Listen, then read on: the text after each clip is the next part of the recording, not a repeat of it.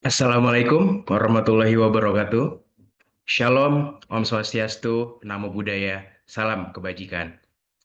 Dear all, before we start the conference and to avoid any issue during the conference, I would like to ask you to stay muted and please rename your Zoom's display name accordingly to your own.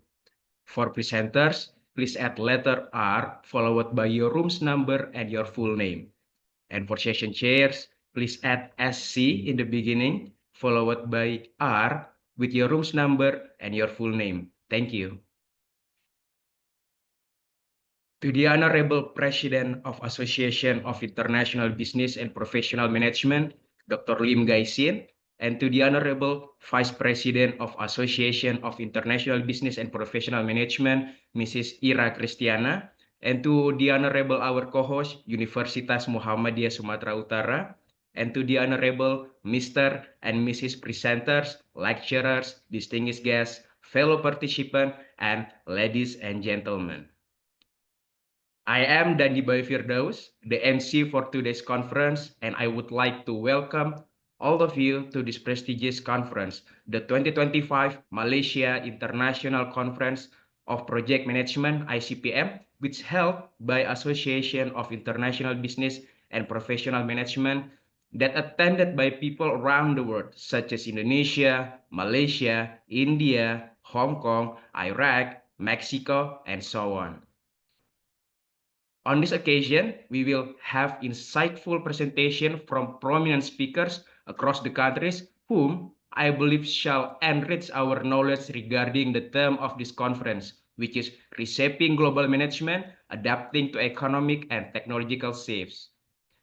We also want to thank to INTI International College Penang who have support this conference, also to Universitas Muhammadiyah Sumatera Utara who have contributed to this event, and also to all participants who have participated in this prestigious conference. Now, ladies and gentlemen, before we start the event, I would like to invite all of us to listen to the Indonesia National Anthem, Indonesia Raya.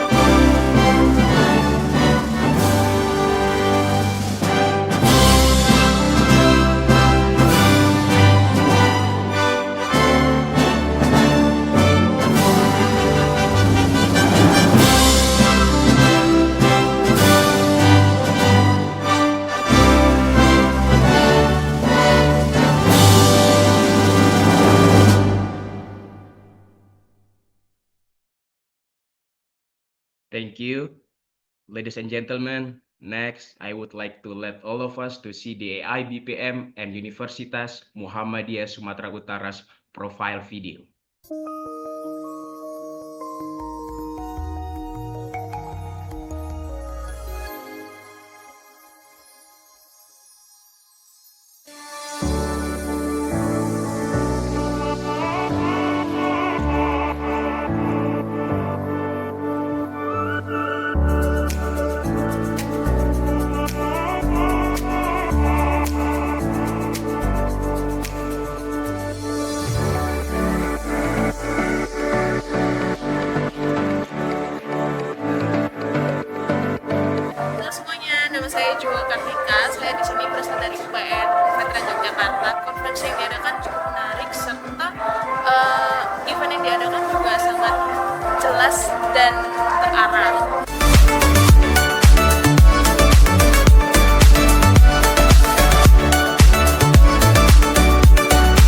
name is Indri Supriyani, and I would like to recommend you to join this conference. Hi, my name is Roland Pagana. I think this is very good opportunity to join this conference. Hello, my name is Ferry Prastia. I am very happy to join this international seminar with IBPM, and this is a good impression for me to enrich my knowledge. Hello, my name is Gaulee. I'm from Tajikistan. We are so happy that we join such kind of conference.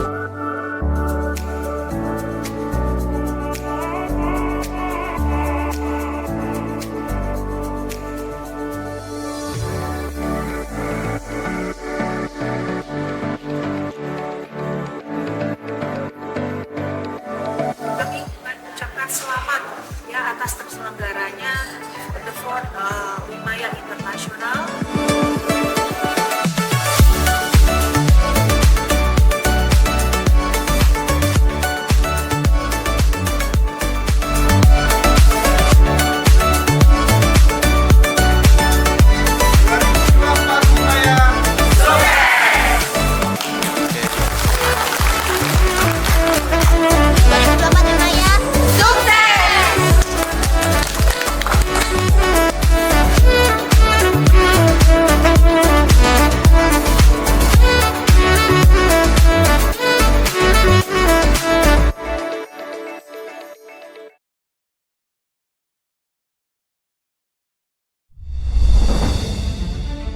To advance the universe is the spirit of Muhammadiyah.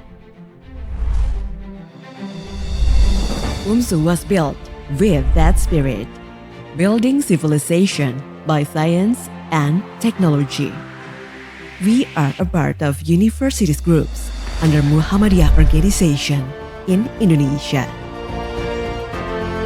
Welcome to the Central of Intellectual Excellence, where dreams fly and futures are forged.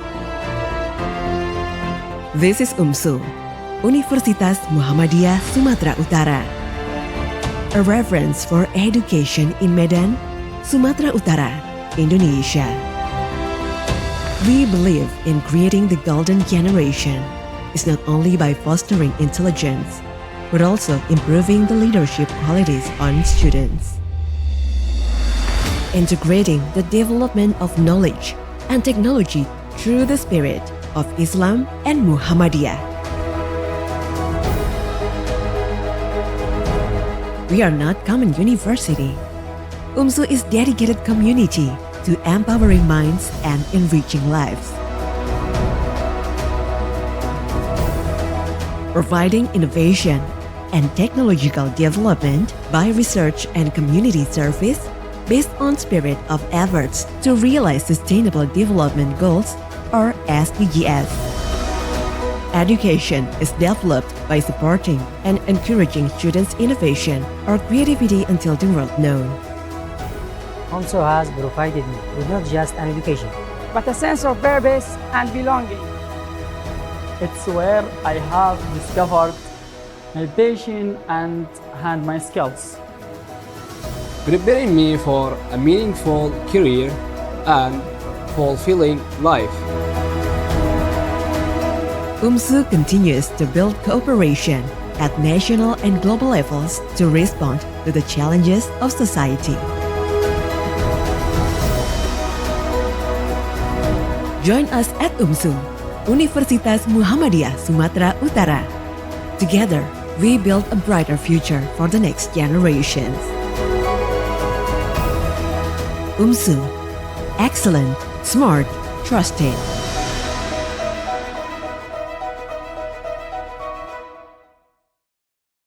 Thank you. For next, I would like to invite Dr. Lim Gaisin as the president of AIBPM to give the opening remarks. So Dr. Lim Gaisin, the time is yours.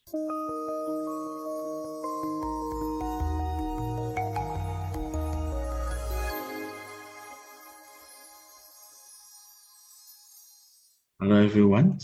It was a great honor to open this conference, the International Conference on Project Management or ICPM Malaysia 2025. This conference is held in the Penang, Malaysia. This year, our topic is reshaping global management, adapting to the economic and technological shift. It is relevant with our condition now. We are living in the area where the rapid transformation is the norm. All leaders are constantly challenged to rethink and reframe the way they manage the change on the global scale. 2025 Malaysia ICPM stand a powerful testimony to the spirit of collaboration and academic curiosity across the border. This conference is bring together all knowledge from different nations, generations, and also disciplines. We are all share a united goal to explore, engage, and involve in the practice of management for better global future.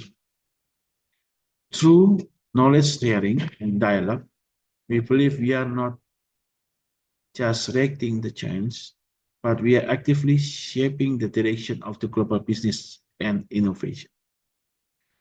I would like to extend my deepest gratitude for all the participants from many countries, of educators, scholars, professionals who have contributed their expertise and also insight. Thank you so much for all participants from Indonesia, India, Hong Kong, Iraq, Mexico, Japan, Maryland, and the United States of America. Your involvement and participation make this event a truly global platform, enriched with different perspectives and forward-looking ideas. I also want to say thank you so much for all keynote speakers who have shared knowledge and also your wisdom. Thank you so much for Professor Hatem Mabrouk from Mexico, Dr. Kan Kihui from INTI International College Penang, Malaysia, Dr. Uttam Gaulee from Star Scholar Network, Maryland, Anna Jaffet from Japan Advanced Institute of Science and Technology, Japan, Dr. Firdous Ahmad from University of People, USA, Dr. Teoh from ViTrox College, Malaysia, Dr.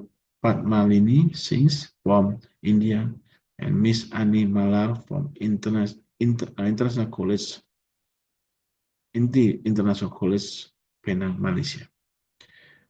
Thank you so much for sharing your visionary ideas and powerful message to all of us. I also would like to extend my gratitude for all committee from INTI College. Thank you so much for dedications and also your participation for this conference. Thank you so much for all of you who have participated of this conference. Thank you so much to be being part of this incredible journey. Together, we are not just observing the shift, but we are leading it. Thank you so much. I am Dr. Lim Gaisin from International Conference of Project Management Committee. Thank you so much and enjoy Penang and this conference.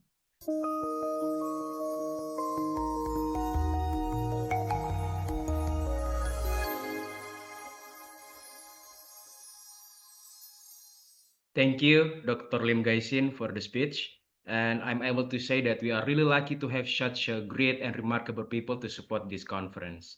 Now, we are very pleased to announce that the 2025 Malaysia International Conference of Project Management is officially begin. Welcome to the 2025 Malaysia ICPM. Dear all, I would like to invite you to share the moments of this event to your Instagram and use hashtag 2025 ICPM and hashtag #InfoAIBPM. And the best Instagram post will get benefit, which is the free entry to our next conference. We also invite you to follow our Instagram @InfoAIBPM and our channel AIBPM Talk Series, which can update you with our events, publication opportunities, and the video of our conferences. At long last, ladies and gentlemen, this is the time for me to introduce the keynote speakers for today's conference. Our keynote speakers are Professor Hatem Mabrouk from Tecnológico de Monterrey, Mexico. The second one is Dr. Gan Kiahui from INTI International College, Penang, Malaysia. The third one is Dr. Uttam Gaulee from Star Scholar Network, Maryland. The fourth one is Dr. Firdous Ahmad Malik from University of People, United States of America. The fifth one is Dr. Teoh from ViTrox College, Malaysia. And the sixth one is Dr. Amna Javed from Japan Advanced Institute of Science and Technology, Japan. And the last one is Dr. Padmalini Singh from BNM Institute of Technology, India. So, inshallah, to proceed the conference, please welcome our moderator today, Dr. Rudresh Pandey. Thank you, Randy. Thank you very much. Thank You you, have done Dr. a great job. Thank you, And Dr. I see you with so much confidence today morning. Thank you, Dr. Rudresh. And you are really a good part of AIBPM, which is happening here. Thank you so much, Dr. Rudresh. Thank you, sir. Thank you for taking all the effort. I know how much effort you take personally also Thank behind you. the scenes. Yeah. So, first of all, let me thank you and other from AIBPM for making me this part of 2025 Malaysia ICPM. Let me thank Dr. Lim Gai Sin, President of AIBPM, Miss Ira for organizing this. Alicia has been doing a great job. Just I'll put few words for Professor Lim Gai Sin before I start. Professor Lim has created AIBPM with a lot of energy and enthusiasm, and this is what is needed today in this world. We need organizations like AIBPM to coordinate among students, industry, policymakers, and that is what Professor Lim Gai Sin has done. And personally, I see his energy and enthusiasm, and that's what I somehow want to do that. So that is wonderful. And I welcome everyone. So I think we can start, Dandy. I hope is there anything? So okay. So uh, just let me give you rules. First, let me introduce myself.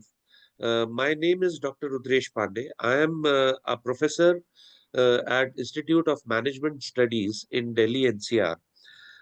I have been part of AIBPM and has been working with Professor Lim. And this has been my fortunate to work with Professor Lim and AIBPM team. So let me give you the rules here. How we will take forward this conference. So there are certain rules.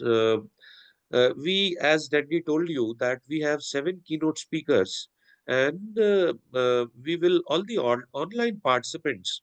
I'll request you to please be muted during the presentations. There will be a question and answer session. We'll either after the speaker has spoken, then we can have a question and answer session, or we can have all the questions and answers at the end when all the speakers have spoken. So we'll manage that as and when the time comes. So I'll request you to please note down your questions. Please note down your questions and to whom you want to ask. You can ask to multiple people also, more than one you can ask. I would like to request you to write your questions in the chat box also. You can write your question on the chat box. I'll take those questions as and when possible.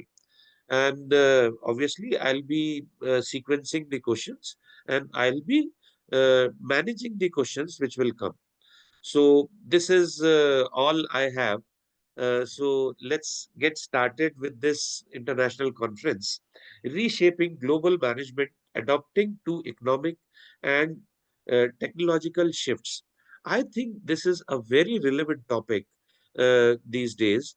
We have been seeing a lot of geopolitical shifts which are happening around us. We have also seen a lot of business rules changing, a lot of relationship between countries and economies changing recently. So this conference on reshaping global management and adapting to economic and technological shift makes a lot of sense at this point of time. So we'll be discussing. I will not take much time of yours, and I'll straight away go to our first speaker. Our first speaker is Dr. Uttam Gaulee from Star Scholars Network, Maryland. Dr. Uttam Gaulee is a transformative higher education leader known for his inclusive vision and innovative approach to institutional development. A tenured professor at Morgan State University, he specializes in international education policy, diaspora studies, and workforce development. He has held key leadership roles, including chair of University Council, and is a recipient of Fulbright and Cross Awards. As president of Star Scholars Network and editor in chief of Journal of Underrepresented and Minority Progress, Dr. Gaulee actively promotes global academic collaboration, particularly in Global South. A native of Nepal, he is widely recognized for advancing technological and vocational education and training in developing countries and advocating for brain gain through diaspora engagement. Dr. Uttam Gaulee, the time is yours. Thank you, Dr. Pandey, for such a beautiful, inviting introduction. Good morning, colleagues. Good morning from Maryland. It is almost 10 o'clock here in the evening, but it is very exciting to be part of this amazing get-together today. It is definitely a distinct privilege to be with you at the 2025 Malaysia International Conference on Project Management. I agree with you, Dr. Pandey, and I would also like to thank the AIBPM President, Dr. Lian Gai Sen, for the innovative approach that he has taken over the past several years. And I'm really honored by his invitation to this consequential event that brings together talented scholars from across the globe, not to talk of the IIM experts in management. That is amazing. And I'm very fortunate to be back at ICPM. I actually attended the 2019 Yogyakarta ICPM. And since then, I have lost a few hairs and grown a few gray. But there are quite a few familiar faces. And the strange thing to me is that you all look younger. And thank you so much. Back to business. I find that this year's theme, reshaping global management, adapting to economic and technological shifts, is timely, urgent, and globally resonant. As your selection of Malaysia as the host country is also deeply meaningful. Notably, Malaysia holds the 2025 chair of the Association of Southeast Asian Nations, ASEAN, with the overarching theme of inclusivity and sustainability. As chair, Malaysia is not only steering ASEAN's activities, but also representing the bloc internationally At a moment when geopolitical and economic landscapes are rapidly evolving, as Dr. Pandey just said. The significance of this role cannot be overstated, particularly as Malaysia continues to demonstrate thought leadership and fostering resilience, equity, and regional cooperation. Malaysia has also earned global admiration for its remarkable economic trajectory. As noted in Malaysia's 11th plan, the country has achieved a stable real GDP growth of 6.2% since 1970, transforming from an agriculture-based economy into one driven by manufacturing and later by modern services. From a per capita income of just $402 in 1970 to over $10,000 in 2014, Malaysia is well on track to exceed the $15,000 threshold of a high-income economy. Such a transformation speaks volumes about Malaysia's capacity to evolve, adapt, and lead. So at present, it appears Malaysia is poised for another pivotal transformation.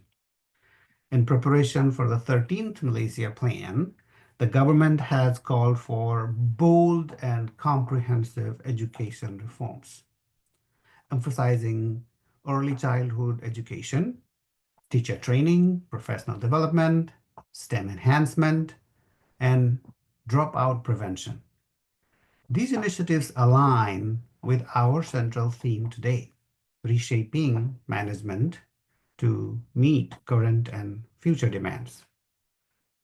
So across the economies and institutions, we are grappling with a convergence of transformations: digital acceleration, workforce volatility, climate transitions, and social realignments.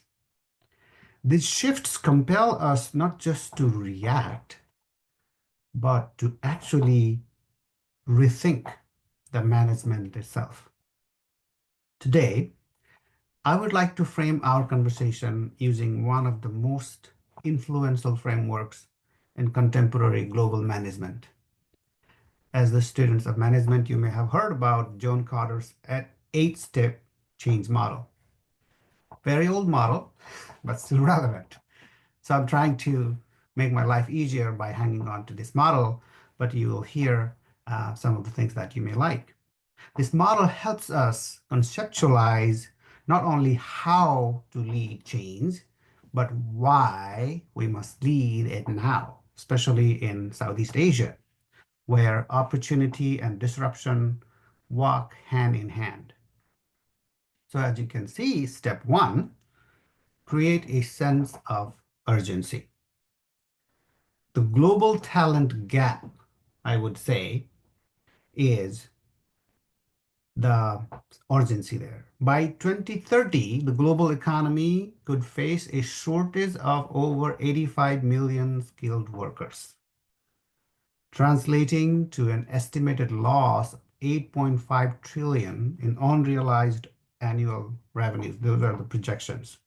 So in Malaysia, the youth unemployment rate hovers around 10.5%, with over 410,000 job seekers aged between 15 to 30, according to CEIC data, very recent. So this is our urgency, the need to align talent with technological and economic momentum. Advancing to step 2, building a guiding coalition. Cross-border collaboration. Transformation doesn't happen in silos, as we all know. We need academic leaders, government policymakers, business innovators, and civil society actors to co-own the agenda. And in Malaysia, the National TVET Council and Fourth Industrial Revolution policy are already laying this foundation. As ASEAN chair, Malaysia has a very unique opportunity to amplify this collaboration across the region, especially through ASEAN plus 3, Japan, Korea, China, and through expanded engagement under RCEP. Moving on to the third step, form a strategic vision. Inclusive education ecosystems. The vision must be bold, yet practical. For Malaysia and its neighbors, that vision could be to evolve into a regional hub of inclusive education, where artificial intelligence, AI, green technology, and entrepreneurial education are not confined to elites, but democratized across sectors and communities. A study on using AI in writing found that many students did worse with unstructured AI use. So telling students just you can use AI is probably not a good idea if it doesn't come with targeted instructions. So as an open trading nation with diversified trade partnerships and growing engagement with BRICS and Islamic finance, Malaysia is already modeling a new template for integrated economic development. Number 4, enlist a volunteer army, empowering local change agents. Change is driven by people. Empowering local talent, especially young professionals and digital natives, to lead transformation is vital. Platforms like Malaysia's My Digital Initiative and the ASEAN Digital Master Plan must become more grassroots in their reach. As we have learned from thought leaders like Professor Daisy Ki Mui Hong and others, the strength of Malaysia lies in its inclusive talent cultivation and participatory government models. Number 5, enable action by removing barriers, rethinking the systems. Outdated credential systems, rigid institutional hierarchies, and limited access to funding often block progress. So we must modernize how we recognize skills, accelerate regulatory agility, and adopt inclusive financing for education and entrepreneurship. With over 1.2 trillion ringgit managed by Malaysia's GLCs and GLICs, strategic allocation of investment could accelerate nationwide upskilling. Number 6, generate short-term wins, skill-to-work pipelines. The 94.5% employment rate for technical and vocational education and training graduates in Malaysia, according to Ministry of Higher Education 2023, is a prime example of early success. So we should replicate and scale such models of TVET, industry-led certification, digital apprenticeships, and micro-credentialing as short-term, high-impact wins that build trust and momentum. Going to number 7, sustain acceleration. Embed agility. Management strategies must evolve from fixed planning to agile iteration. This means building responsive policy frameworks, adaptive curricula, and feedback-driven project cycles across public and private sectors. Bank Negara Malaysia, with its mandate to ensure monetary and financial stability, plays a crucial role in fostering the microeconomic confidence that is needed for sustainable transformation. And finally, institute change, redefining success metrics. We must institutionalize change by redefining what success looks like. It's not just GDP growth or shareholder value, but broader indicators of social equity, digital access, environmental sustainability, and lifelong learning capacity. As Malaysia chairs ASEAN in 2025, this is a powerful moment to institutionalize a people-centered, sustainability-driven growth paradigm. Hence, I come to a conclusion that it is the Malaysia moment, an Asian opportunity. Southeast Asia stands as a generational inflection point. With the world's fastest growing middle class, youthful demographics, and increasing digital penetration, this region has the potential to not just adapt to global search, but to lead them. So Malaysia in particular offers a remarkable ecosystem, robust financial institutions, visionary scholars, bold trade strategy, and a commitment to regional cooperation. There is much the world can learn from Malaysia's leadership. Let us reshape global management with a shared commitment to innovation, inclusion, and integrity. Let this conference be our platform for collective transformation. Thank you. Thank you, Dr. Uttam. I think you have spoken very well and given us a very clear role of Malaysia and its leadership in ASEAN. Obviously, as you said, that Malaysia is important for us because it has the inclusive growth model, which really is showing leadership to all other countries across Asia, where this model works, including where I am from, India. I have also seen Malaysia being a leader at ASEAN. It was a founding member of ASEAN, and it has worked on regional peace, non-alignment, and economic integration.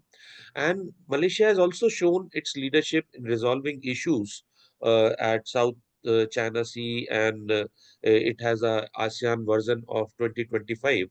So, and that was created much back. It has also been working on ASEAN free trade area. So I think your speech has given us a lot of inputs on this. So thank you, sir. Thank you. I would like to request all the participants to please put the questions in the chat box, and we'll be taking the questions with Professor at the end of all the speeches has been done. So that I hope that will be okay, sir, with Dr. Uttam, with you also. We'll take few questions which comes. I'll keep a note of all the questions here. So thank you again, sir. Thank you for joining. So thank you, sir. Ladies and gentlemen, now let me introduce our second speaker, Professor Hatem Mabrouk from Tecnológico de Monterrey, Mexico. Dr. Hatem is a professor of international business at Tecnológico de Monterrey, author of 2 books, and a blockchain leader at Edge Business School Center for Digital Evolution. He is founder of FMTO.com, holds advanced degrees in law and international business. He is an active member of multiple professional organizations and has led blockchain-based projects for several companies. Professor Hatem, time is yours. Welcome again. Thank you, Dr. Pandey. It's a pleasure to be here. Actually, I participate with this project for the second time now, so it's really an honor. Good morning in Welcome Malaysia. again, sir. You're welcome Thank again. you. Thank you very much. It's 8 p.m. in Mexico, just in case you're wondering what time is it now over there. So yeah, just give me 1 minute. I will start sharing my screen.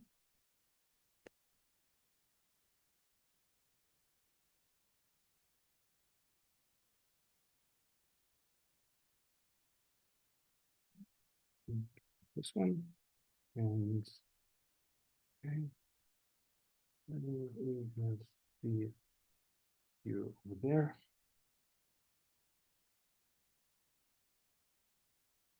Okay. Could you confirm, Dr. Pandey, that you can see my screen? Yes, sir. We can see your screen. No issue, sir. Excellent. But I think it is not coming in the full screen mode. It is. How I think about some now? part, but yes, we can see it. No issues. Okay, Yeah, I excellent. think now it is okay. Now it is okay, sir. Perfect. Today, ladies and gentlemen, like I said, it's a pleasure to be with all of you. I will be presenting an academic overview of recent global forecasts for the market size of tokenized assets by 2030. And I believe I'm very, very lucky to be after Dr. Uttam, because he mentioned that the global skilled worker are going to have a shortage by 2030 of about 85 million. So hopefully this presentation is going to complement by offering solutions and ideas and forecasts related to 2030 as well. Throughout the session, I will explain what tokenization means. For example, this research in particular will draw from latest projections published between 2022 and 2025 by well-known consultancies, financial institutions, and public data sources. Let's begin with the introduction for now. Would you like to know the meaning of tokenized assets? Would you like to know how can tokenized assets transform traditional corporate government structures? Would you like to know, would they transform corporate governance structures by 2030 in response to economic and technological shifts, which is the theme, I believe, of our conference today? Let's begin with the basic definition of tokenized assets. Tokenized assets refer to the digital representation of real world assets, but on a blockchain. Like real estates, company shares, debt instruments, recorded and traded on blockchain platforms. For example, if you will, you can imagine a real estate property worth $1 million. It could be divided into 10,000 digital tokens on the blockchain, each representing a fractional share. These tokens could then be bought or sold on a blockchain platform, allowing more people to invest small amounts in high value assets. As you can tell, this market is actually opening opportunities for the young generations as well, especially fresh graduates, because I usually receive students asking me for means of investments that could be more easy than those that require stringent regulations and identity KYC verifications. Tokenization brings several benefits. It can improve asset liquidity, simplify compliance and transfer processes, and enable fractional ownership, like I mentioned. This could include a revolutionary idea of transforming entirely an IPO, initial public offering, into an ICO, or a security token offering on the blockchain. So rather than registering the company for stock market regulations or Security Exchange Commission, you can just offer investors to buy tokens and become shareholders of that company on the blockchain. More transparent, rapid, and very easy, especially for the users. These improvements reduce barriers to entry, as I mentioned, and increase accessibility for a wider range of investors. It's important to note that this study explicitly excludes actually tokenized currencies such as central bank digital currencies and stablecoins. Our focus is on financial assets and investment products, not transactional digital currencies. Tokenization of real-world assets is increasingly being recognized as a foundational layer in the emerging digital economy. Now, let's take a look at the broader context of tokenization forecasts. Multiple institutions, including McKinsey, Boston Consulting Group, Statista City, Roland Berger, and others, they have released the projections for the tokenized asset market by the year 2030. These estimates range widely from as low as $2 trillion to as high as $27 trillion. The significance variance in these forecasts stems from different assumptions about regulatory developments, institutional adoption, and which type of assets are included. Some forecasts include only tokenized funds and bonds, while others include real estate, arts, and private equity as well. Despite this range, though, there is no consensus around certain key themes. More forecasts agree that real estate debt instruments and investment funds will play leading roles actually in driving tokenization. These sectors are typically high value and historically liquid, making them ideal candidates for blockchain-based representations. This slide introduces some of the academic work on how tokenization is transforming corporate governance. According to Blimus and Gugan 2020, initial crypto assets offerings, also called as ICO, or token generation events, have introduced a new category of stakeholders in governance, which is token holders, right?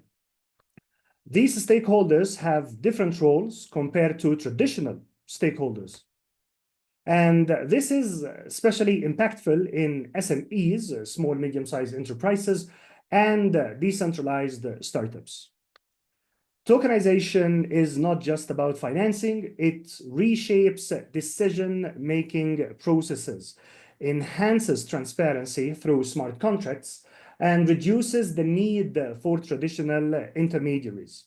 This leads to lower costs and potentially more democratic governance systems. You can read more about these resources at the reference list that I'm going to share at the end of this presentation. Agostini 2024 emphasizes that tokenization improves transparency and accountability while removing layers of inefficiency in traditional governance systems.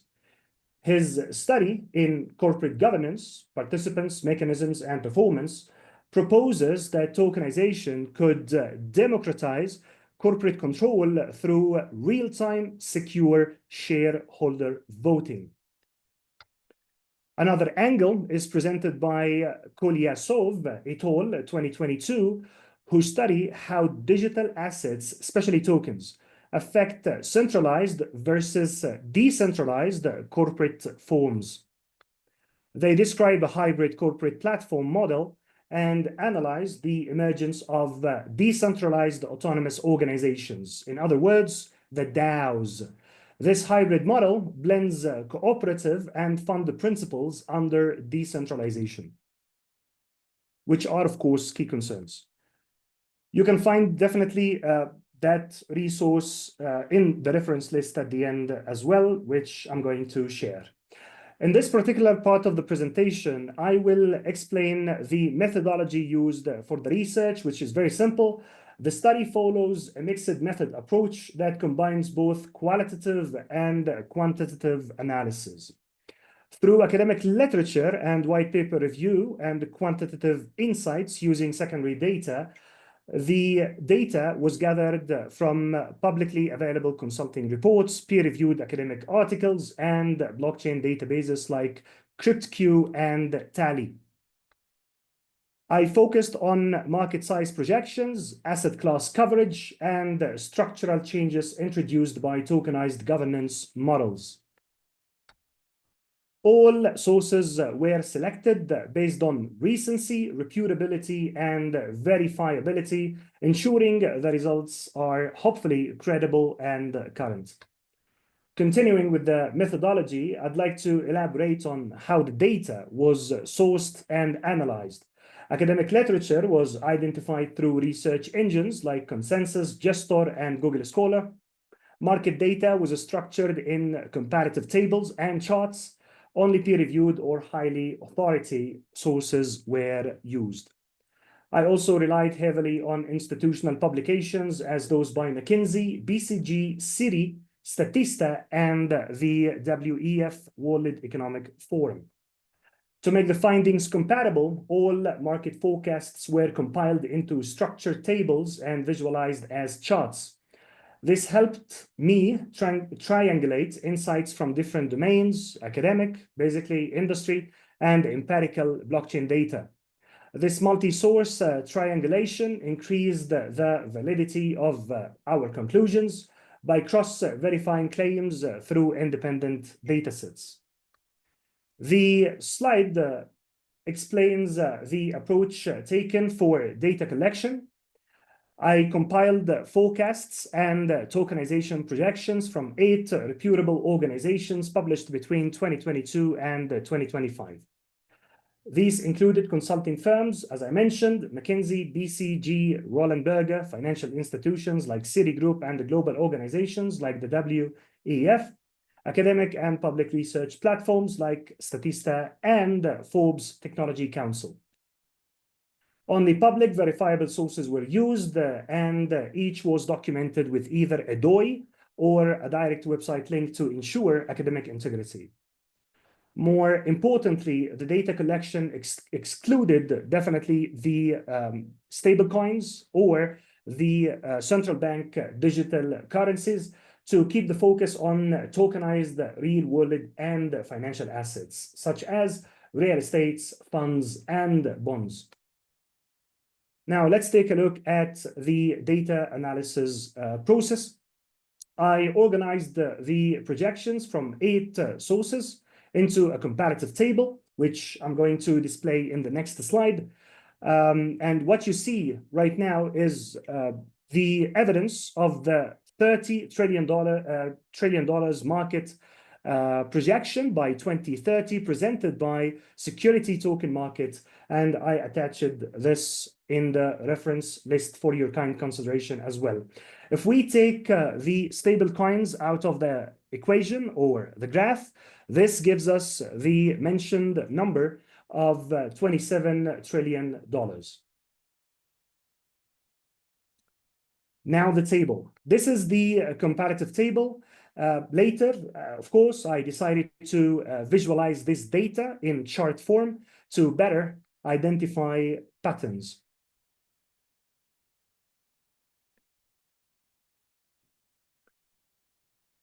If the table data is converted into a chart, this is what it looks like. And most projections agreed that real estate, debt instruments, and investment funds would be the primary drivers of growth.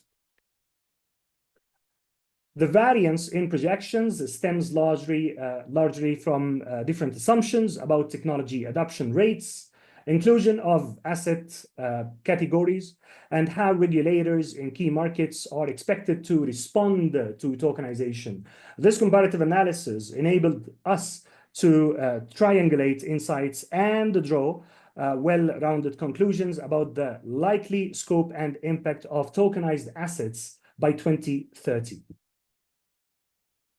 In conclusion, this research shows that tokenized assets are no longer speculative.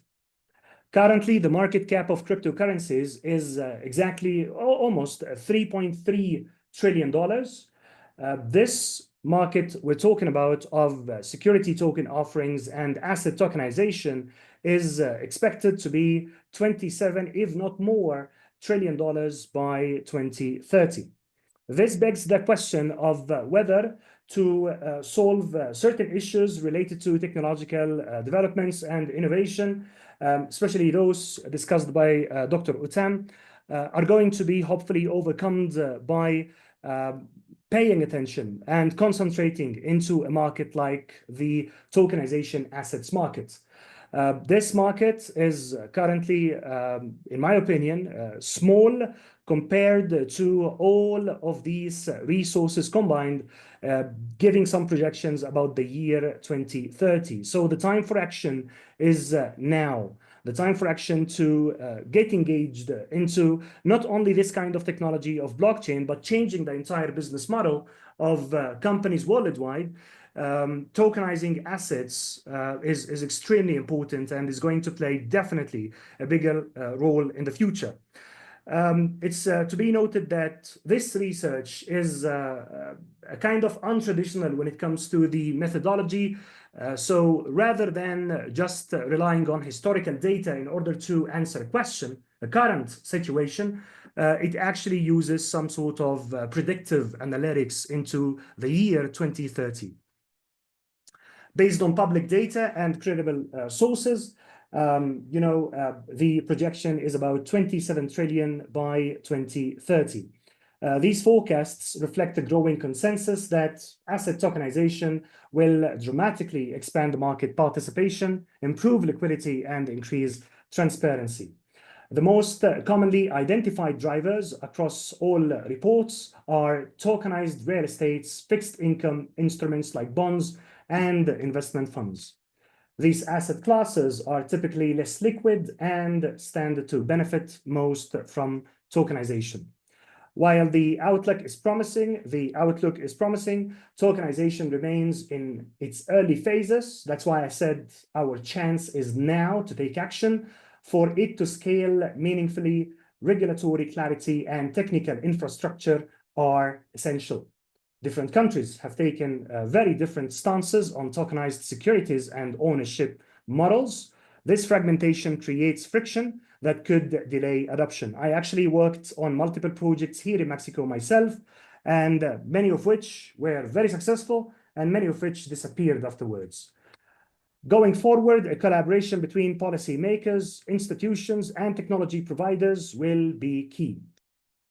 Areas for future research include adoption trajectories across regions and sectors, integration of decentralized autonomous organizations into corporate governance, and the harmonization of legal frameworks governing digital assets. Now we can summarize by answering the research question, which is, how can tokenized assets transform digital corporate governance structure? And the answer is that tokenized assets indeed change corporate governance by using digital systems to handle key decisions like voting and ownership directly and automatically on the blockchain.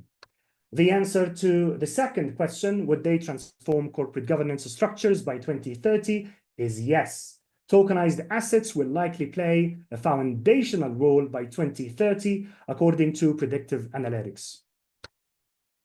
5 seconds for the references, just in case you want to take a screenshot.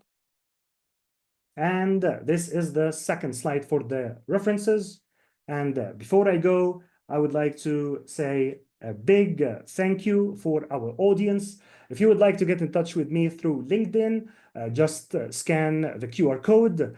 I am very active and excited to network and communicate with any like-minded and energetic people, regardless of distance and age. Thank you very much. It was a pleasure, and looking forward to your questions. Thank you.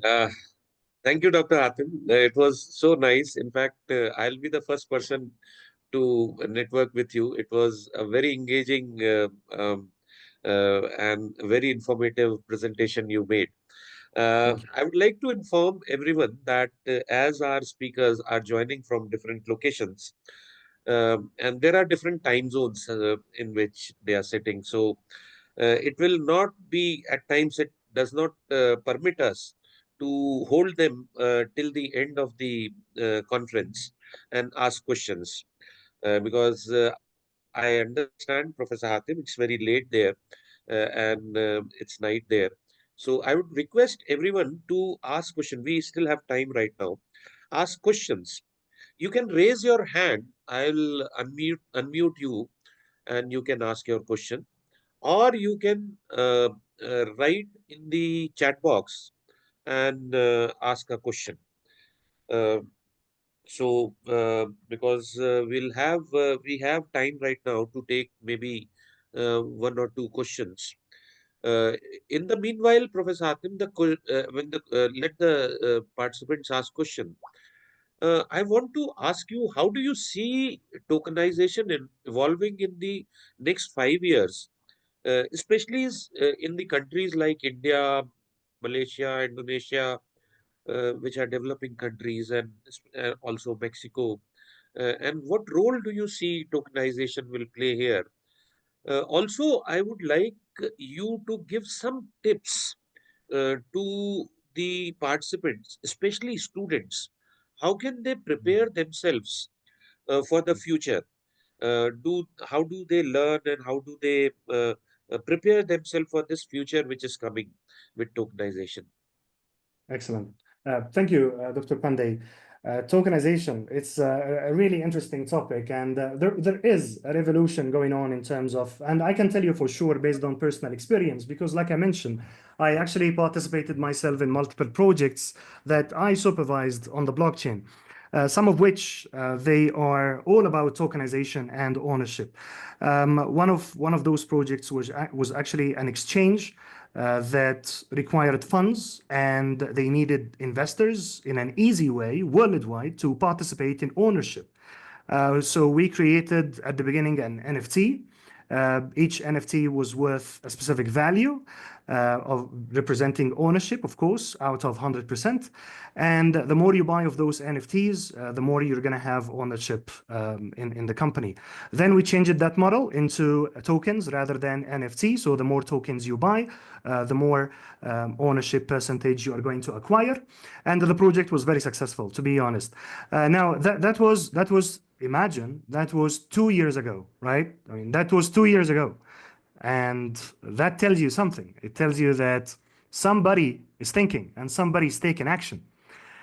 If I would like to give you a general advice about the world vision within the next 5 years, I can tell you for sure that because of the many facilitations tokenization is offering for funding, many companies, same like that model I was mentioning a while ago, are going to shift their thinking from the traditional IPOs, initial public offerings. Even ICOs, initial coin offerings, is now traditional.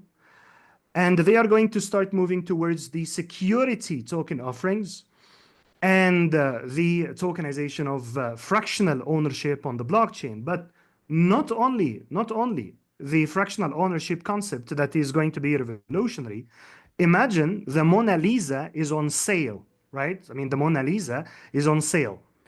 And I don't have the entire budget to buy the entire Mona Lisa. In that case, you and I and many other friends, we can join in a fractional ownership of the Mona Lisa. I can buy 1% of the Mona Lisa. You can buy 2% of the Mona Lisa, and the student can buy 0.05% of the Mona Lisa, right?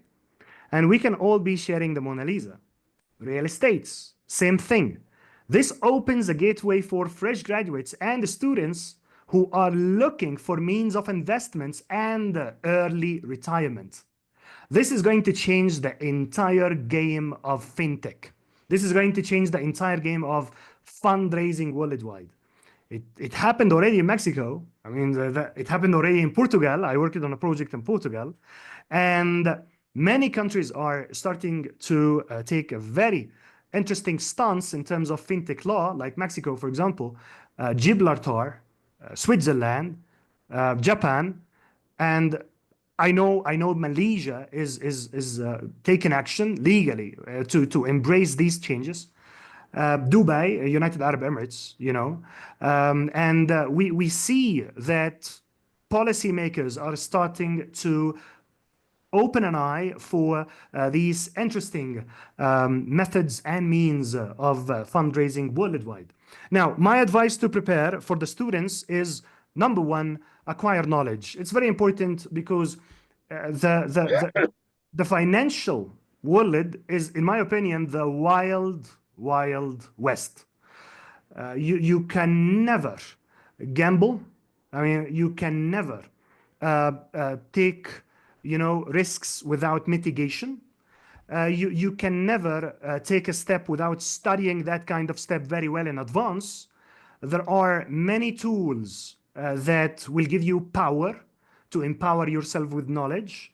For example, I teach my students how to analyze if a project is either legitimate or dodgy, scammy, you know. So there are like a checklist. There is a checklist that we go through in order to define how a project can actually look legitimate. Hence, once you empower yourself with knowledge about blockchain, especially blockchain, because that's the technology used for tokenization. Once you empower yourself with blockchain, empower yourself with fintech knowledge as well. Then try to investigate what kind of projects that seem legitimate for a very humble investment as a student, right? And let me know. I'm very interested to know actually how things go for you. So get in touch with me and let me know how things go for you in the future. But this is what I did. And 90% of what I teach to my student is based on professional experience. 90%. The 10% is from books and resources, because I love getting my hands active in the market. But yeah, thank you, Dr. Pandey. Okay, a very nice example. I wish your words come true, and I'm that 1% owner of Mona Lisa. But yes, it's very true. In fact, all the students who are wishing to pursue the career in finance, they should take professor's advice very seriously. I have one question here on the chat box. How can multi-stakeholder collaboration support the development of stable tokenization asset ecosystem? So I hope. Yes. Stable tokenization. I believe he is referring to stable coins. That is, I might be wrong, but it might be that question. Let me, okay. So multi-stakeholder collaboration supports the development of a stable tokenized asset ecosystem. Okay. You know, smart contracts, they come in standards. Smart contracts either on Ethereum or Binance's chain, they come in standards. One of them is the ERC20. There is another standard for NFT, another standard for stable coins as well. When you decide to create a stable coin, you need to follow the standard of a smart contract. This is very easy, by the way. It might seem complicated, but it's very easy. There are many templates in GitHub that you can copy and paste to create your own token.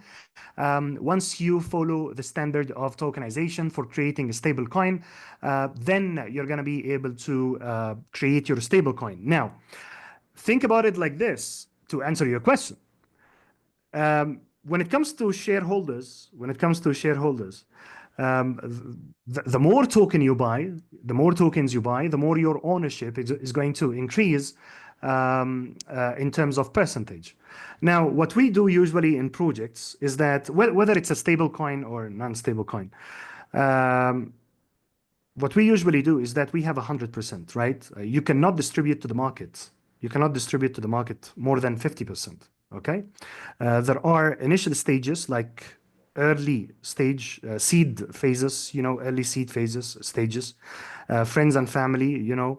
After these stages, you start to boost the market with more tokens. The early stages, you start distributing like 5% of the token supply. Then the second and third and fourth stages, you start distributing up to 50% of the token supply, or even 49% of the token supply. This is going to reflect, you know, this token supply is going to reflect ownership on the blockchain. The more tokens I'm going to hold, the more my ownership is going to increase. And you actually do the calculation. So for example, if you have 100 tokens, this means 100%, okay? This means 100%. So to make things easy for you. Now, some projects, they have 10,000 tokens.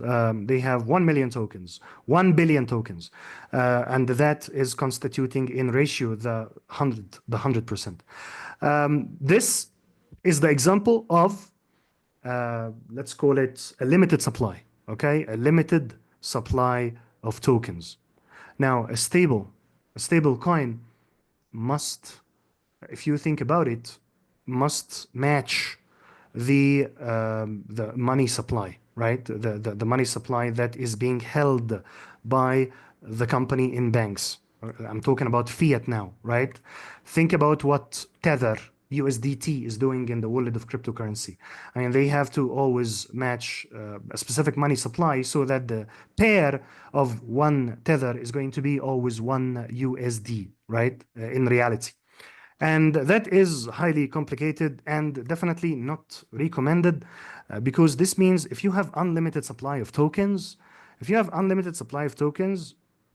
yeah, I mean, you can do like IPOs and you can do like traditional share holdings of a traditional model of a company. But then the only evolution or revolution you're doing is recording those transactions on the blockchain. You are following the same model. You are following the same traditional model of issuing continuously shares continuously, but you're doing it now on the blockchain with a stable coin, right? So the only revolution in that sense that you're doing is that you are recording the transactions on the blockchain. For that reason, to move a step further, and based on personal experience, investors, they are always happy with the limited supply. I mean, inflation made a lot of people tired worldwide. Inflation has been a nightmare for a lot of people. And the wallet has been undergoing economic turbulences. For that reason, the general stance of investors has been very skeptic about unlimited token supplies. And they use only the known ones in the market, which is USDT, for example, or USDC. Any other model that follows the same thing must be really mind-blowing and is going to require a lot of out-of-the-box ideas. My recommendation is going to be following the limited supply rather than the stable supply, rather than the unlimited supply. Otherwise, you have to have a very mind-blowing idea to convince me as an investor to get in, because this means unlimited shares, same like any traditional model we have known since the initiation of IPOs, initial public offerings. Thank you very much. I hope this answers. Thank you, sir. Thank you. I think it's very engaging, and I really find it difficult to stop you and invite. But before that, there's one question which I'll take a quick question, which is there on blockchain. I'll read out the question for you. Can blockchain realistically revolutionize property ownership and documentation in developing countries? Definitely. Definitely. I mean, Mexico is a developing country, right? I mean, Mexico is a developing country. There are, you can see the many developing countries actually are starting to boost their initiations in terms of fintech and financial technology. And blockchain in Mexico has been used for documentation. I mean, I know a project myself. I'm actually a friend of the CEO of Civica Digital. His name is Juan Pablo. Civica Digital, what they are doing is that they have been in partnerships with civil registry offices in Mexico to start recording birth certificates, documentations like registry documentations, licenses, etc., on the blockchain with this kind of partnership. Okay, so what Civica Digital did is that and I'm not trying to promote Civica Digital in any way. I mean, I know he's my friend, but no.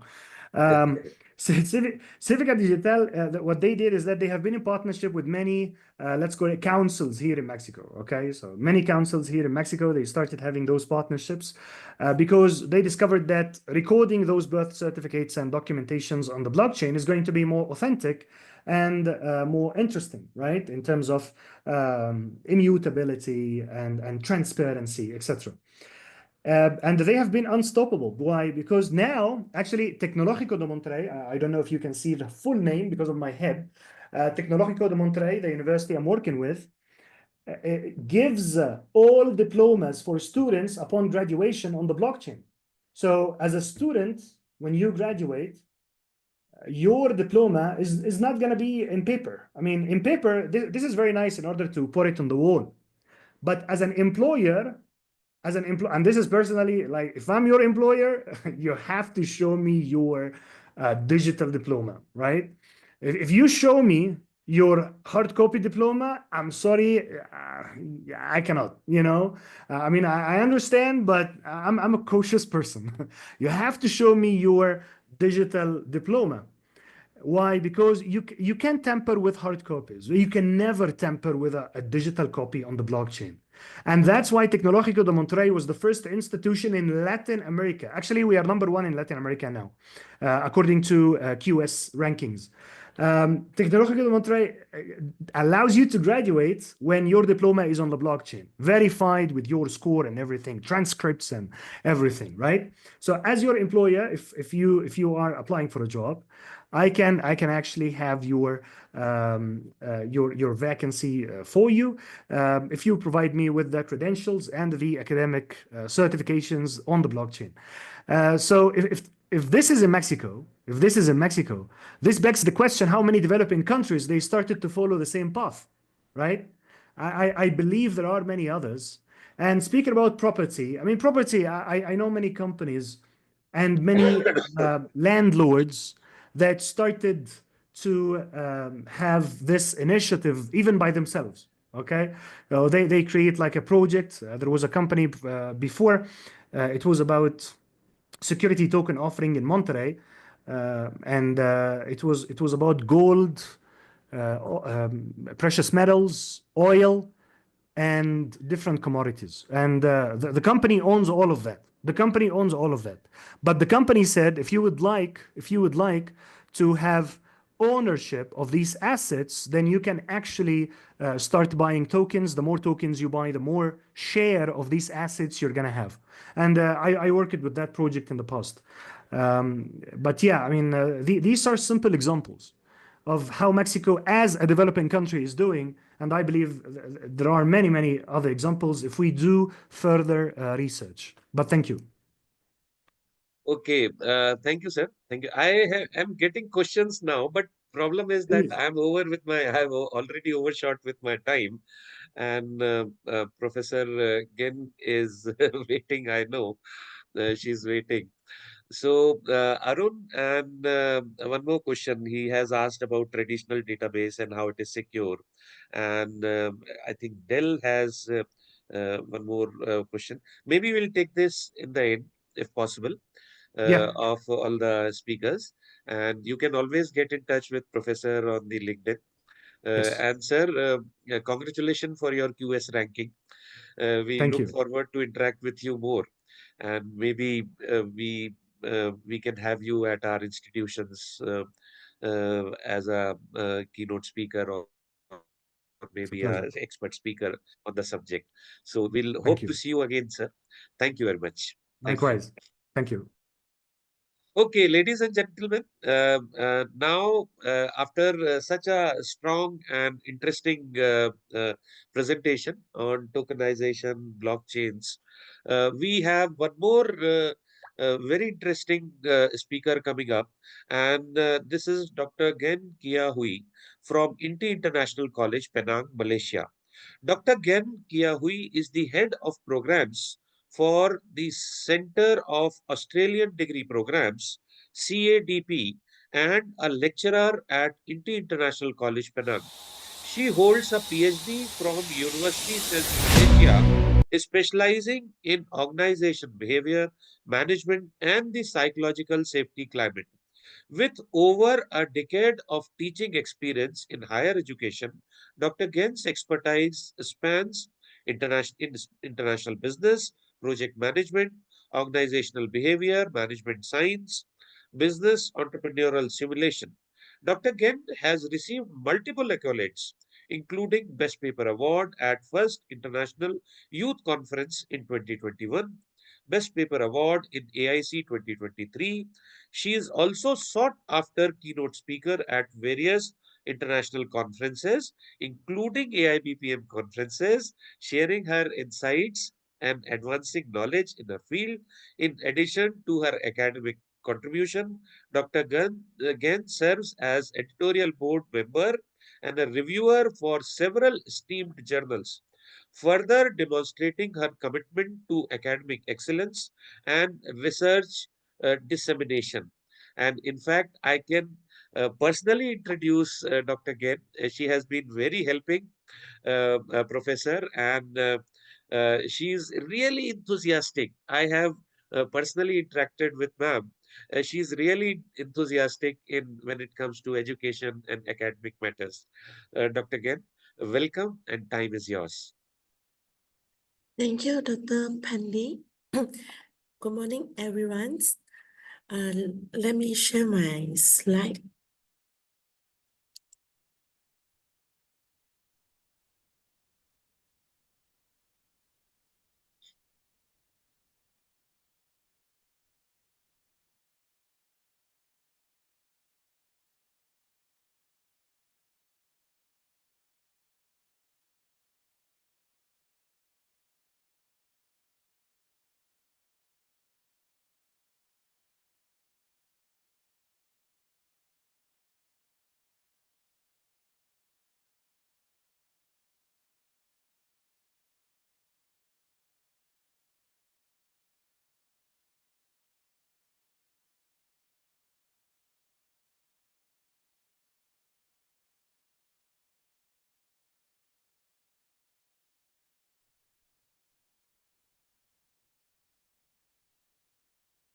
Hey, everyone. Can you see my slide? Yes, we can see your slide, ma'am. Thank you. So let me begin my presentation today. Good morning, everyone. My name is Dr. Gaulee from INTI College, Penang. This is truly a pleasure to be here with you today to discuss the topic about rapidly reshaping how we think, work, and lead the higher educations, AI-driven project management and its impact on innovations, collaborations, and the futures of academic work. Now, let me start with a question. What if your next major research initiative, grant application, or curriculum design project could predict its own delay before they even happen? Or what if an AI assistant could help you track the progress, manage the team communication, and track the list automatically, and giving you back the resources we never have enough of? Time. This is not science fiction. These tools already exist in the market and they're increasing the available in the academic world. Today, I would like to talk with you through how AI is influencing the way we manage academic projects and what is the new opportunity is bring which we must navigate, and how we as academic leader can adapt the leads through these transformations.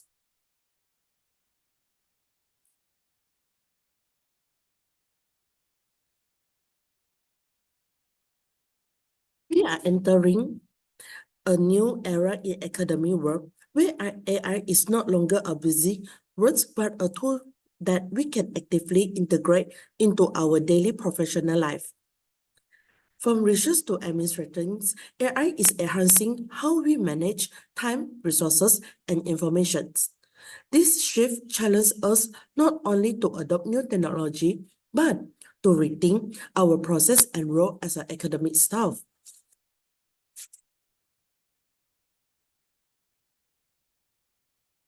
So, how AI can transform project works? AI brings three significant innovations to project management. First, we predict the analytic. AI can analyze the historical data to anticipate potential delay or bottlenecks. Second, the smart scheduling. This one to help us to automatic meeting times, deadline tracking, and reminder. And the third one we call as intelligence collaborations, which is the platform like Nation AI and Microsoft Copilot to help the streamline communication, align the team's goal, and suggest which is the next step. These tools are designed not to replace us, but to empower us. How the real world user in the academia? So AI is not just a tool for efficient, but it is as the partner in shaping in the future academic world, which is from the earliest stage of the research to the final applications. AI transforms how we approach every single phase of the academic life cycle. Imagine the research projects that are no longer bogged down by administrative delay or redundant tasks. AI-driven system can manage the entire recycle life cycle, which is from identify the funding opportunities and mapping the collaborative partners to optimize the writing process and even suggest the best journal for publications. With AI, we can accelerate innovation by removing the bottlenecks and enhancing productivity. In the classroom, AI will enable smarter, more personalized curriculum design. Rather than relying solely on the historical models, we will use AI to analyze student performance, predict learning outcome, and dynamically adjust course content to meet evolving education needs. This also empowers us to allocate resources more efficiently, whether that's identify which faculty members are overburdened or where additional support is needed for the student. For academic administration, AI can revision the way we manage the grants, compliance, and accessionations. It can track the progress of the applications, ensure the adherence to the deadline, and even assist in the management of the regulatory requirements, reducing the administrative task overhead and freezing up more time for faculty to focus on teaching and research. AI tools can also provide insight on funding trend, helping department to strategically navigate the ever-evolving landscape of academic finance. Perhaps the most exciting of all, AI is transforming how we collaborate on a global scale. Academic projects often involve multiple institutions, disciplines, and countries, and the complexity of coordinating this effort can be overwhelming. So AI can enhance the global research partnership, break down the language barrier, and provide the real-time data insight and improve across disciplinary collaborations. In this way, AI will not only enhance the productivity, but it will evaluate the quality and impact academic works, allowing us to address the global challenge with greater speed, efficiency, and creativity. So what should we be concerned about it when we're using the AI tools? Despite its benefit, AI comes with the clear challenge. Academic freedom and the human judgment must not be sidelined in favor of automated suggestion. Data security is another one major concern about academic records. Research data and personal information must be protected through robust governance, AI models, and reproduce or amplify bias unless carefully audited. We must ensure the human, not machine, retain the final say in decisions that affect the curriculum, research priority, and student outcome.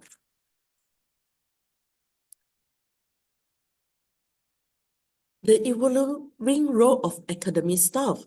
So the future of the academic work will be defined by a seamless collaboration between human experts and AI. This partnership will transform how we teach, research, and lead. We are not talking about replacement human institution or creativity, but we enhance it with the AI power to process vast amounts of information, suggest the patterns, and optimize the workflows. To thrive in this future, we must first embrace the idea of upskilling, cultivating AI literacy and the data-driven thinking. This doesn't about understanding how to use AI tools, but we need to learn how to think like them. How do AI system process information? How can we leverage this capability to refine our teaching method, research design, or admin process? As an academic leader, we will shift from being managers of knowledge to becoming strategy guides, blending our pedagogy skill with the new technological capability. We will lead the project that combines multiple disciplines, which is driven by AI ability to integrate vast amount of the data informations while upholding the core values of ethics, academic integrity, and the pursuit of the knowledge for the social goods.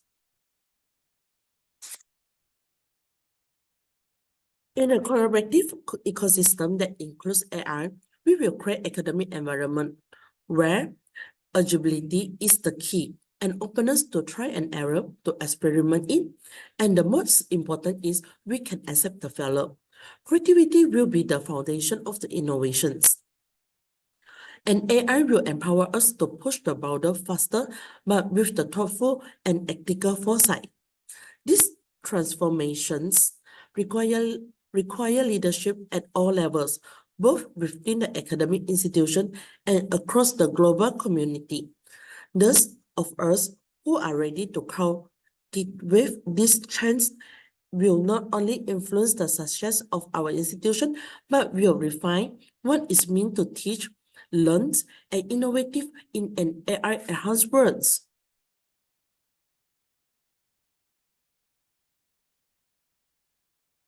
So, reimagining about the academic workplace. The academic workplace of the future will be dynamic, flexible, and deeply infused with the technology. AI is no longer just an assistant, it will become our collaborator.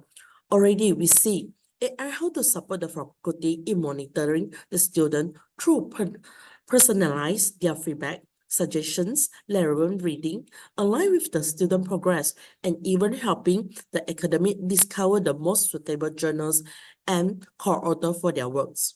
In administrative process, AI is easy to burden of the routine tasks such as the grant compliance, peer-review work coordination, and the data reporting.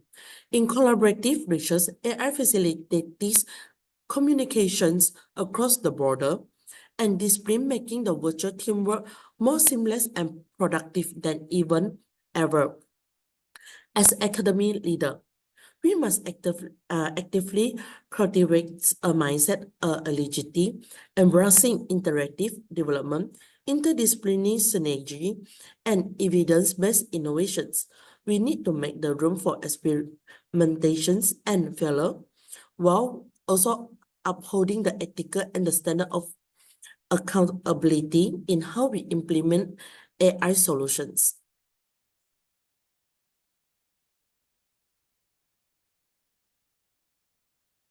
Okay. So let me leave you with this. AI will not replace academic, but academic who embrace AI will be better positioned to lead and innovative. This is called to leadership. Let's embrace AI, not out of the fear, but out of the visions. Because when we combine with the human insight, AI can unlock extraordinary economic innovations. So thank you very much, everyone, for your time and attentions. So this is my LinkedIn, and happy Teachers' Day to everyone here. Thank you, Dr. Gen. It was nice, and I think it is one of the most talked about and interesting topic we have, and it is happening. As a teacher, I am also involved in AI and how academic institutions are using AI. A little bit worried about and little bit more inquisitive about how can AI automation enhance creativity and critical thinking among students. That is what one thing which I want to ask you on innovation and critical thinking for students. I also have Professor Ken here questions. People have already started asking questions to you, and maybe we can take a couple of questions from our listeners also. So if you can just put few words on the innovation and critical thinking of students when it comes to AI in academia. Okay, thank you. So maybe let me how to mention that. Let me explain actually how the AI can helping not only academics, including student. So be honest, I also believe that the student here we using the ChatGPT Copilot, okay, to identify your assignments and submit your assignments. So for my stand as the academy, I will not stop my student to use the AI tool. As I mentioned in my slide, this world already rapid with the technology. So how to enhance student more innovative? Maybe from our side as an academics, we will come up with some of the questions is more need the critical thinking. Okay, we can set up more the questions, need the student think more before we using the AI. Why I say like that? Actually, when we use the AI tools to helping us to do something, before the AI tools become personalized, we need to lead the AI to understand how we're writing, right? So AI actually is provide a platform for us to learn easily and understood whatever the lecturer delivery. So based on that, another one explanations as a student, you can more confidence to do your assignments, but this one only the assistant assist the student can understand more about the topic and how to start their assignment, not delay on it. Because AI tools is the database and all the database is come from human. Whatever the information we put in the system, the database will help to categorize. So this is why AI can very fast to provide our answer because they store all the data. Without us as a human to put the input, actually all the AI tools just a tools. I hope this can understand the student questions. Okay, I think yes. And I will add to the students here what Dr. Again is saying, that you use AI as assistant only. And please do not use that as answering your questions. Okay. Yes, correct. And that is where professors are there to check you, and they have all the anti-plague softwares which they can use. So I have a few more questions here. Will AI eventually replace the need for human project managers, or will it serve as support system? So, Professor, again, this is a question which a lot of people will ask. Is AI going to replace us? Is AI going to make humans redundant? And that is what Arun here is asking, that will AI replace us, humans, in as project managers, or it will continue as a support system? What are your views on this? Okay, thank you, Dr. Pandy. For my view is AI just assistant tools. Okay, example, maybe I explain in a simple way. When we do research, right, we need to read a lot of the papers. We need to do administrative works. Too many sub job we need to do before we come out with the papers. So with the AI tools for helping, it will help us to simplify our understanding reading time, but no means that they can replace us, because every human, we got our unique thinking. Okay, we got our unique thinking. What I read and my understanding maybe is different with others. So this is make the human as the difference and special. So innovative also like this. AI for me just an assistant. If we for the long term delay on the AI without thinking. So example, my lecturer give me the assignment, I just copy the question and paste in the AI tools. Then I can tell you, this student 100% can be replaced by AI. Because when copy paste, you do not use the process of the thinking. Why AI give me this such of the answer? So you can try after my sharing, you go to ChatGPT or Copilot, you key in 1 + 1 = 2, then they give you the answer is 2. Okay, so this is the time you're testing the ChatGPT or AI, any AI tools, your answer is wrong. So the AI tools will apologize. I'm sorry. So this is the new answer for you. Then you continue say, your answer still is wrong. My lecturer said wrong. So they will come up in very human and apologize. They come up many answers. So from here, we can know that actually AI tools, they are in learning process. When you say wrong, they will update their system. This answer is wrong. So they will come with a new answer, include how we able to identify the student can do the assignment or not, especially for the citation. We copy the citation submitted by the students. We go to check. Actually, it's the fake data. So AI tools is smart in treat us, just submit a perfect things, but we need to double check. So for me, AI at the end is the AI tools to support us to become more convenient and more efficient to produce our work, but we cannot everything delay on the software and without thinking. Okay, I think that's a fair answer. So remember, guys, what Professor is saying, that a lot of time AI gives you wrong answers. A lot of time it gives you a fake data. So you have to be very careful on that. You use it as assistance. One last question, Professor, I'll take. This question is actually similar to the last question which is there, but there is a very interesting addition to this. This question asks that how students should prepare and upskill themselves when it is coming to that AI is reshaping jobs. AI is reshaping job roles too. So what is your views on this? Okay, so for the AI reshaping jobs, right? Just now that the Penny mentioned, right? Is it, and this is the questions? Yes, yes. So what Okay. is your suggestions to students, how they should prepare for this future with AI?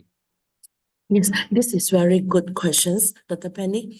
So for my view of this question is we need to learn it and accept the tools and upgrade our skill.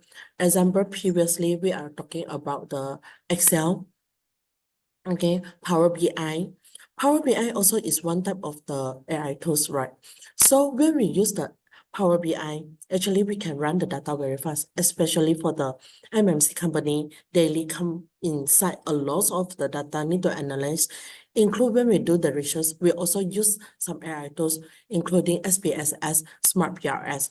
So we need to learn some the important apps, or we say that software, before we enter to the working life. So means that maybe you study beside of the subject, you can take some short courses, attend and learn the skill. Prepare yourself before join the industry. Okay, I think that's a fair answer. So we have already overshot the time, ma'am, because it's so interesting and people want to ask, and there's been so many things uh, which we already have discussed. So thank you very much. Thank you for being a part of AIBPM and being there for us. And we hope that we'll keep seeing you. We'll have you more on the conferences and here that we'll have more of you and your presentations and all your interesting presentations in future also. So thank you, ma'am. Thank you very much. Thank you, Dr. Pandey, and happy Teachers' Day to everyone. Thank you, ma'am. Thank you. Wishing you the same. Wishing you a happy Teachers' Day to you also. Guys, so after so many more powerful speeches and interesting speeches, I see a lot of enthusiasm among the listeners today. I see a lot of questions coming up. There's a lot of interaction which is happening. So I think this is a very good sign for a online conference. So next we have Dr. Firdous Ahmad Malik from University of People, United States of America. Dr. Firdous Ahmad Malik is Assistant Professor of Economics at the University of People and a postdoctoral researcher at MIT University, Dubai. He holds a PhD and MPhil in economics from Baba Sahab uh, Bhimrao Ambedkar University and a master's degree from the University of Kashmir. His research focuses on microfinance, financial inclusions, public finance, and development economies. Dr. Firdos has held research positions at National Institute of Public Finance and Policy and OP Jindal Global University.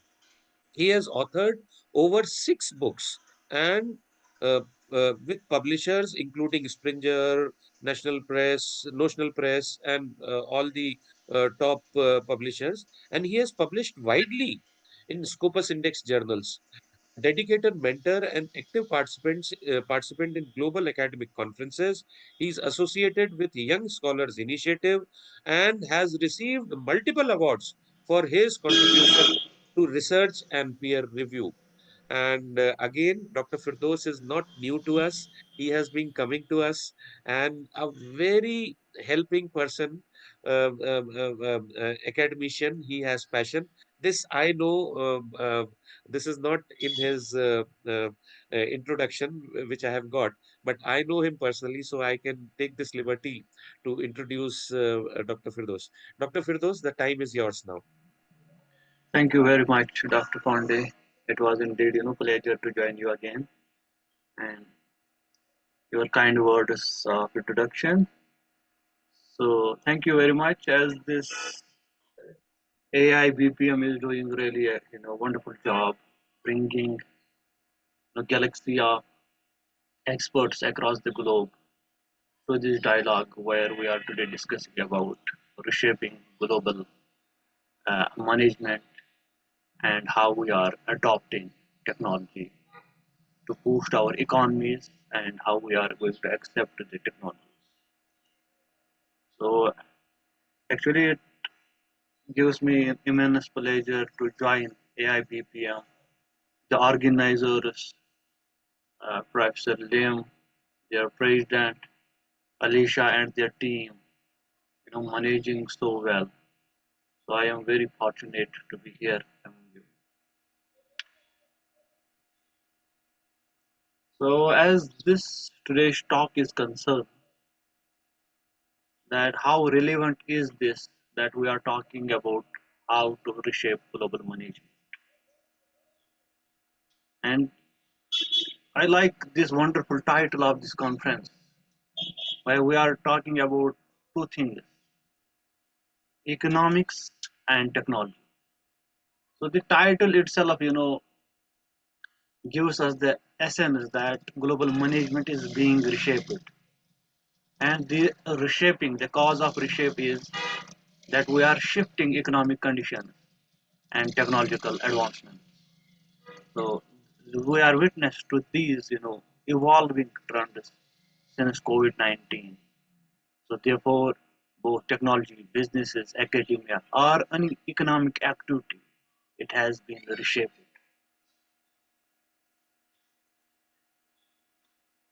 So in my introduction, as in my previous slide, that we are witness to rapid changes, global business environment, and they are constantly evolving.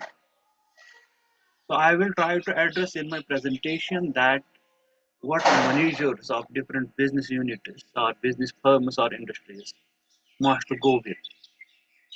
So as technology is putting us in a situation where we have to evolve, we have to be competitive. So therefore, evolving constantly and managers, it is a must call, or we can say it is an alarm for these managers to be competitive.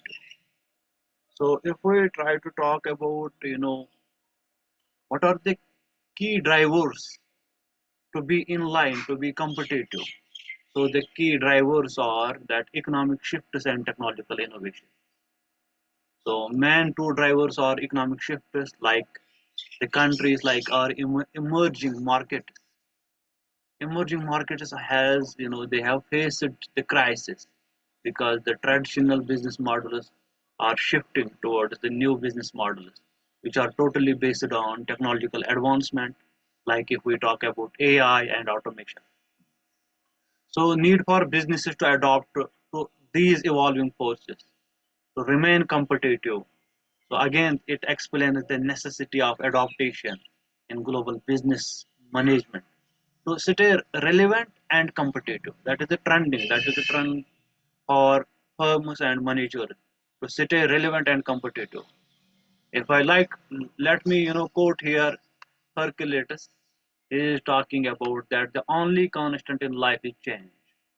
So if we try to understand the meaning of this quote, what this quote tries to highlight, it highlights the idea that the change is inequitable. It reinforces the need of adaptability in management.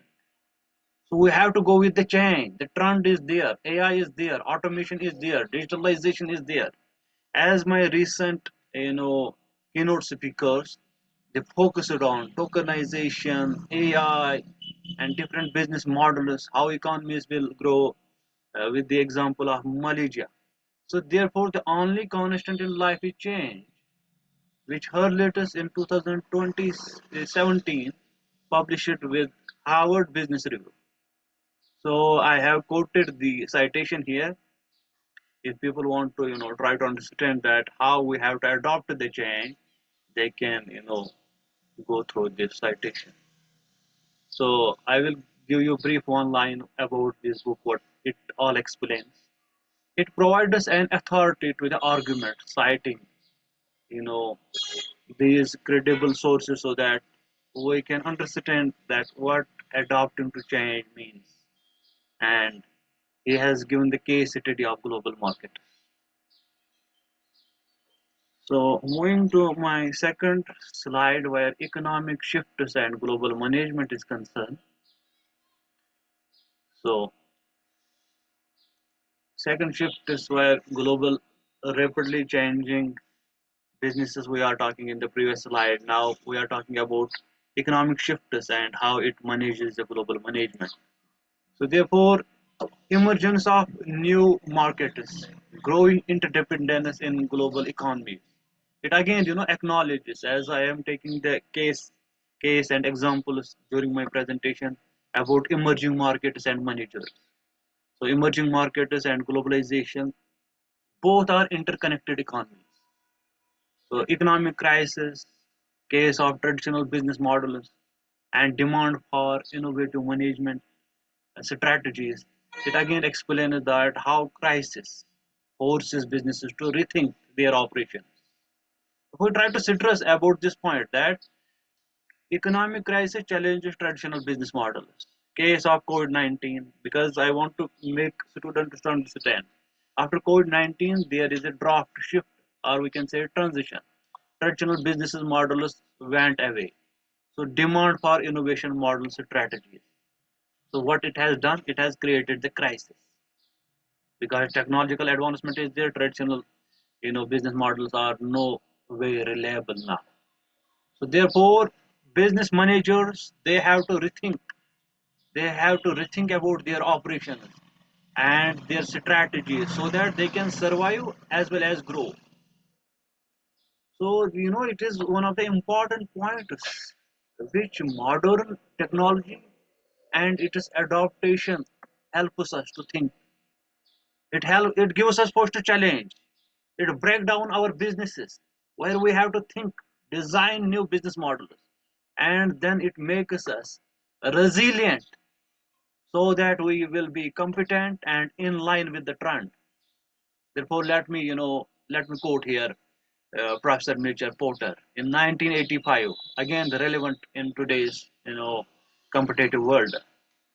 So he talks about competitive advantage grows fundamentally out of a value a firm is able to create for its buyer that exceeds the firm's cost of creating it. So if we try to try to understand what he wants to convey. So Porter's quote underscores the importance of delivering value to the customers.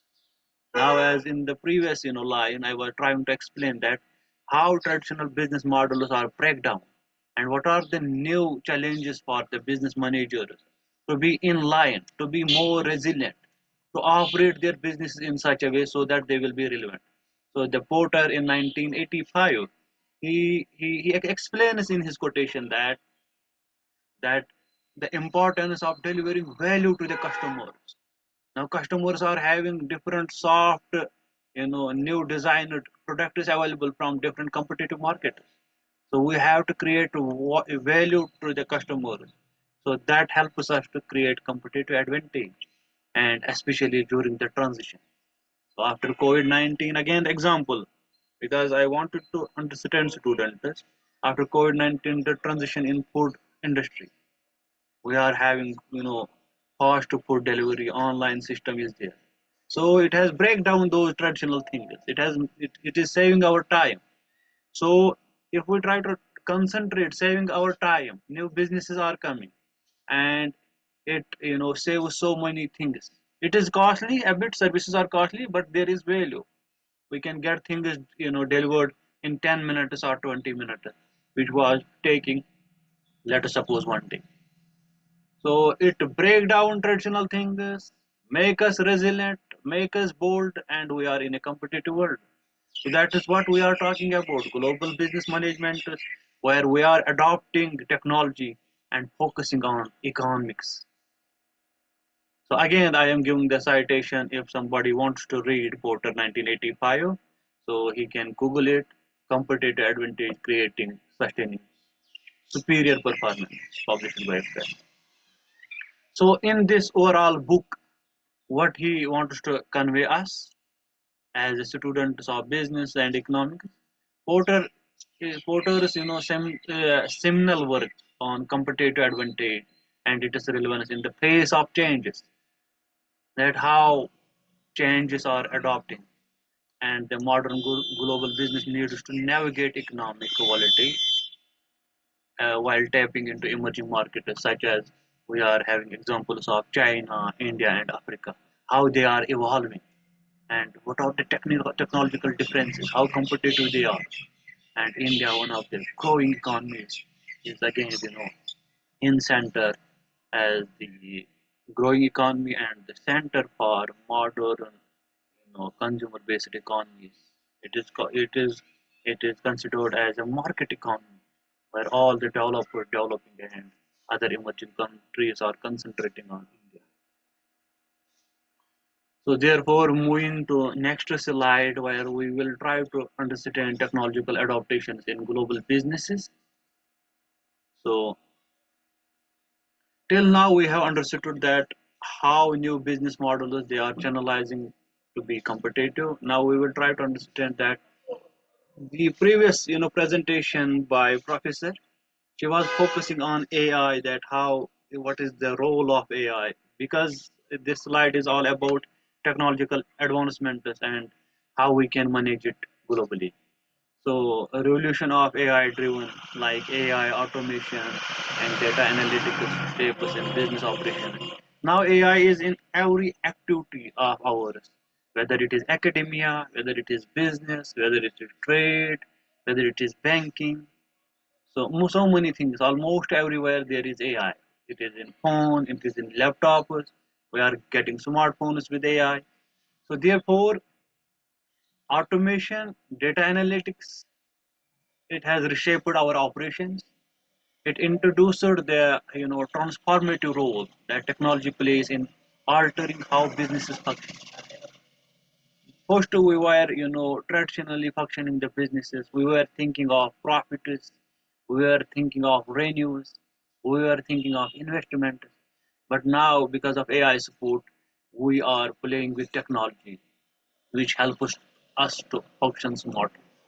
So let me, quote here Peter Drucker, which is again relevant with related to adopting technology. So he is asking about it, that the best way to predict the future is to create it.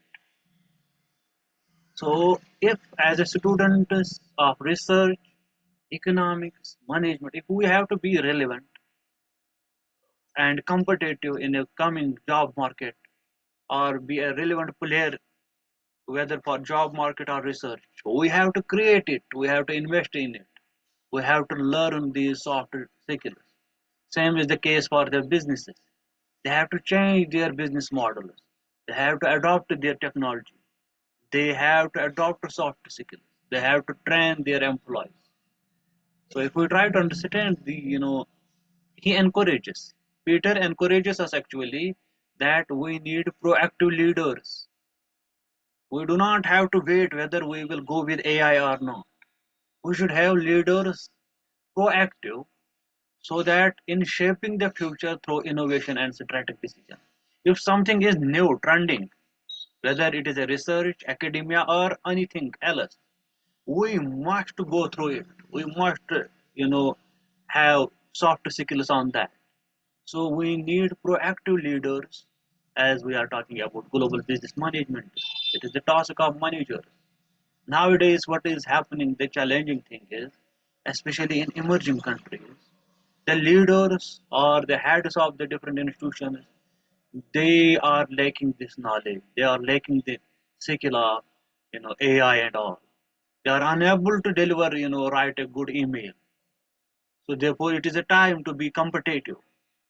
It will be challenged. And the question which in last, presentation was asked to the professor, whether AI will taking or making any difference in the job industry or not. It will definitely make an, impact only for Dr. those Firdous, who. I'm just actually I've got a message also. If you can just make a screen full screen, that will help the viewers. Thank you, and sorry It is for it is interrupting. not full screen. No, no, it is just coming in the short screen. Yeah, now it is full screen, sir. Thank you. Okay. So what Porter, this Tucker was, talking about that. Oh, sorry.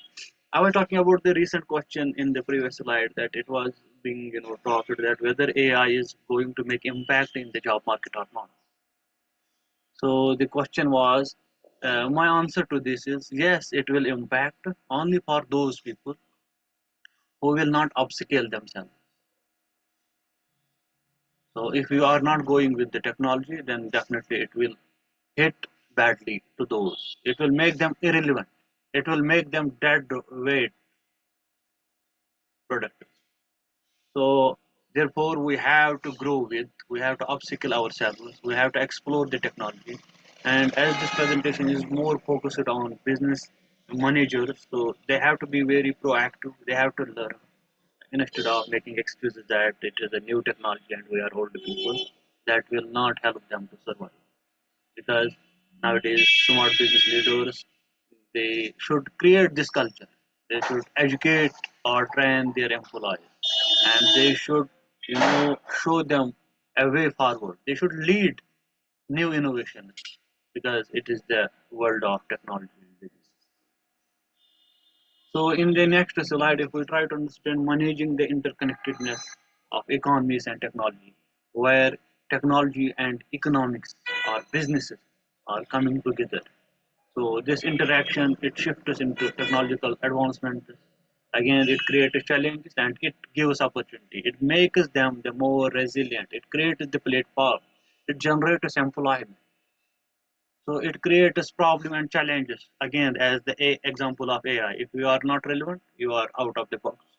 So therefore, in every aspect of any economic activity, if we are not relevant, if we are not changing our teaching pedagogical, skills, if we are not updating or learning new research skills, we will be out of the competition.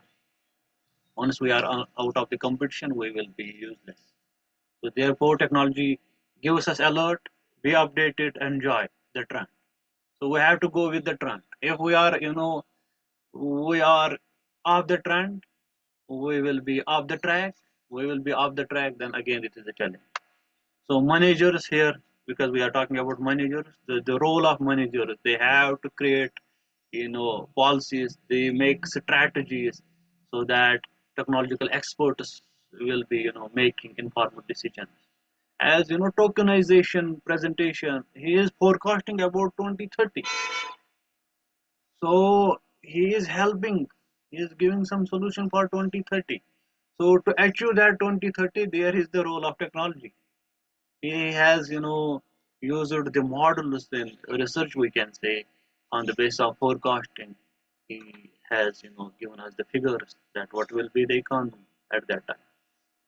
So again, if we try to understand Charles Darwin, it is not the strongest of the species that survive, nor the most intelligent, but the most but the most responsive to the change.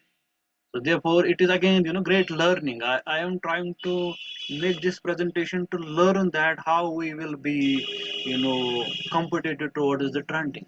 What are the need of the hour? So therefore, Charles is again, relevant to understand the current scenario of adopting business and economics and role of technology in upcoming, you know, in upcoming years. So again, if we try to read about it, the economies of growth published by Mick. So the unique insight from this book is that global management relies the leaders that they must understand both the market dynamics and track-driven, transformation of the industry. So again, this, citation, or we can say this reference, will also help us to understand more about futures of the global business market. So in conclusion, from my slide, because I have made it very brief, my few points were there that what are the takeaways from this conference, which is very relevant. So we have talked about that how economies are fluctuating and how technology is they are giving breakthroughs to us, and the ability to innovate it makes us resilient. The term resilient is very important here. It breaks us down and makes us resilient to be competitive. So, but it transforms our lives, whether it is a business, industry, health sector, trade. It has made life very easy, but at the initial times, it makes it very challenging. So, success is not final, failure is not failure. It is the encourage that counts. Churchill. So, dear student, as you can relate this, quote with the example of academia. So, you must, learn new skills, soft skills, be relevant, and conferences like this is giving us opportunity to engage in dialogues where there is impact for our future. So again, if we have to learn about this, adapting to technological changes, a new paradigm of new global management. So there is Harvard Business Review 2020. It has been published. So it again, addresses the future leaders that how they should be more resilient building, not on profitability to ensure sustaining long-term growth. So financial literacy, doing accountancy, counting profits, revenue and cost. Business managers are, they are forced to be leaders of technology. They have to learn the technological. So these are the, these references. I have made my presentation quite simple. Try to focus why this conference title is important. What are the challenges? What are the traditional business models? And how technology is leveraging us. It is us whether we want to be competitive or not. So thank you very much for this wonderful opportunity. Thank you, Pandey. Okay. Thank you, sir, for again giving us a nice and very powerful presentation. Very useful presentation. And you always talk to people and students and explain them in a very simple way. And it becomes a simple thing to understand the complex topics. So that is what is a benefit of you having a speaker with us. Um, I have few questions here. In fact, the one question is, how does digital transformation affects on consumer experience in global finance? So I think, yes, it is talking about new trends. If you can just throw some light on this, Dr. Firdous. Yeah, actually, consumer finance is a difficult, you know, we can say difficult entity to understand. There are consumers, and because as World Bank has defined economies between developed, developing, emerging countries. So as per this scale, if we try to understand the human behavior or consumer behavior, it is different among different countries. So it is known and There is a perception that American people are more toward the developed countries. They know more about technology rather than developing countries. So it all depends upon the what type of technology is available to us. So technology demonstrates that, for example, online things. It came into developing countries or emerging countries much later. What it is. So there is a difference. So accordingly, the consumer behavior is again divided between the environment or the region where that is. But there is an impact. There is an impact. If I talk about government of India when they have announced digitalization or they bought this GST, goods and service taxes, it has shocked. But after some time, there was manpower loss. People were, making protests. But after 1 year, so it became a normal, new normal, where people adopted, people changed their consumer perspective, and they try to highlight what are the benefits. So it made their life very easy. So as I can, quote or give an example to satisfy my answer, that for example, if one day before I was getting a product to be delivered in one day. So there was a consumer behavior. Now consumer behavior, he was checking the product in the market, visiting it. It was all time consuming process. Now he is getting the same product within 10 minutes. But again, the consumer perspective at an initial, he is because of digital fraud, digital crime, what type of product he will get. So these are the consumer perspectives there. But overall, there is a great impact of digitalization, which changes and reshapes consumer behavior over the time. So I cannot give exact answer because consumer behaviors in different regions are behaving differently. But with the trend, with the technological AI, for example, there was a question about AI, whether AI is taking jobs, it is making research ethics very difficult. But it is a now normal trend. I think almost every student across different, global economies who are having access to internet and AI, they are using it somewhat. So consumer behavior is changing. There is a significant. I hope I have answered this question. Yes, sir. I think I'll add to this also the quote which you quoted of Peter Drucker. Best way to predict future is to create it. So here I can suggest with this quote to the students, it's better to work and create your own future rather than just predicting it. And that is what has been the direction by Peter Drucker, and that is what Dr. Firdous told us. So, sir, thank you very much. It was very interesting, and you made things so simple that everyone could understand the complex topics. So, thank you again for joining and helping us. You are a regular part of AIBPM, and that makes us very happy. So I hope to see you again, sir. And maybe if there is time, we can take some questions again in the end. I don't know if I'll get time for that or not.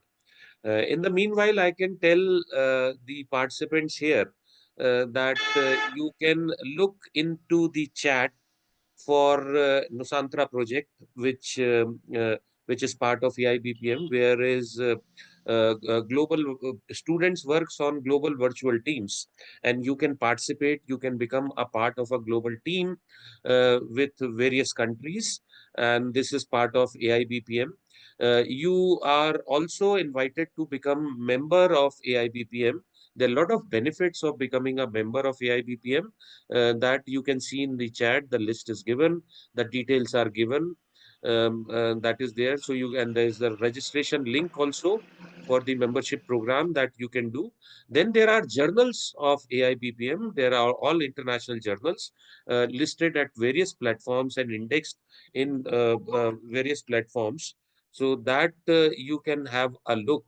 And finally, please go and like AIBPM pages on social media, Instagram, LinkedIn. You please follow us on the YouTube channel that is there. You can find these lectures also on YouTube channel. So this is all. I hope you have already done this. So let me now come to the next speaker. We have Dr. Teoh Ban from ViTrox College, Malaysia. Dr. Ban currently serves as head of school at ViTrox College in Malaysia, overseeing the School of Industrial Management. He holds a bachelor degree in applied statistics and master's degree in statistics from School of Mathematical Sciences at University Sans Malaysia, and furthered his education with doctorate in organizational behavior and development from the same university's School of Management, along with second master's in counseling from School of Educational Studies in 2020. Uh, uh, uh, Professor Dr. Teoh has received recognition for his contributions, including the Best Presenter Award at Industry 4.0 Regional Conference, the Editor's Pick at International Postgraduate Symposium in Tourism and Hospitality, and the Best Poster Award at 6th Asia International Conference. He is registered as a professional technologist by Malaysian Board of Technologies, MBOT, and as a counselor with Malaysian Board of Counselor. He is accredited as a trainer by Human Resource Development Fund and serves as Deputy Country Director of Association of International Business and Professional Management, AIBPM. Actively involved in scholarly pursuit, Dr. Teoh holds editorial role as editor-in-chief in Annals of Human Resource Management Research section, editor of SEISEN SE Business Review, and reviewer of psychological reports. Additionally, he is certified in various therapeutic models, including new cognitive behavioral therapy, art drawing house, tree person, mindful love therapy, mental health counseling, and choice theory reality therapy. So we have Professor Ban with us, and Sir is also as in the introduction I told you that Sir is part of the IBPM, and he has been a keynote speaker in various international conferences, and he is a wonderful speaker. I can vouch for that. I can tell you that personally. So, Dr. Ban, the time is yours. All right. Good morning from Malaysia. Thank you, Dr. Rudras, for introducing me. All right, so let me share my screen first. Okay.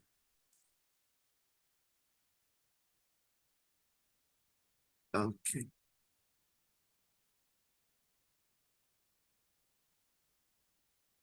All right, so let me.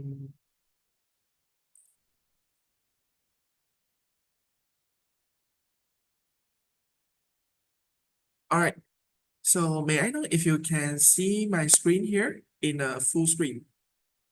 Yes, we can see your screen, the full screen. Yeah. All right. Thank you, Dr. Rudras. Once again, thank you very much. All right. So good morning, everyone. So it's a real honor to be here today with all of you. So like what you can see from this title, just to align together with the theme of our today's conference. So we are living in an era of unprecedented challenges, and one of the most critical topic today is about sustainability.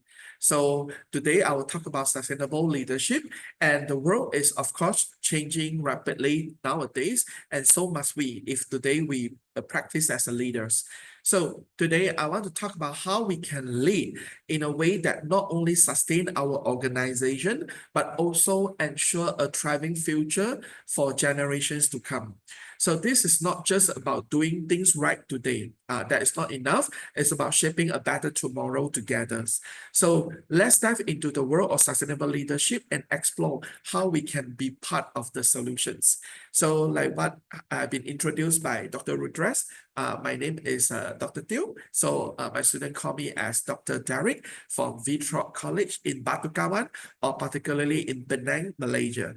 All right. So through my short sharing, I would like to highlight the understanding of the concept and importance of sustainable leadership in addressing environmental, social, and economic challenges, and also to identify the key traits, principles, and characteristics that define effective sustainable leaders, and to explore a little on the real-world example on sustainable leadership, for example, Aero Farms and Wonder IV, and then to encourage also personal and organizational commitment to sustainability through certain strategy and also development opportunity.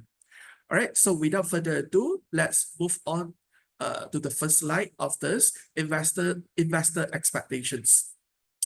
So as we can see, the critical shift happening in the investment world today. So I think this is a hot topic among us nowadays.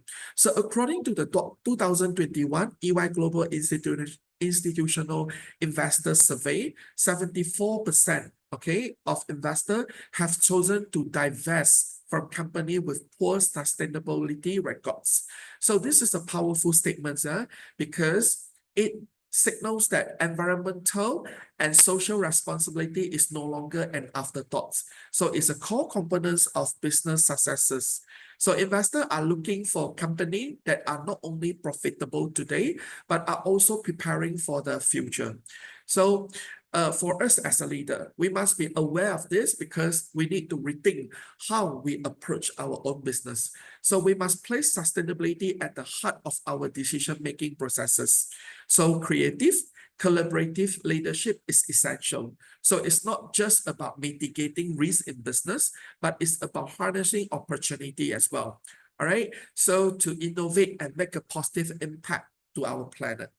So whether we are dealing with energy use, climate change, or even greenhouse gas emissions, the leadership we demonstrate will define the future of our industries.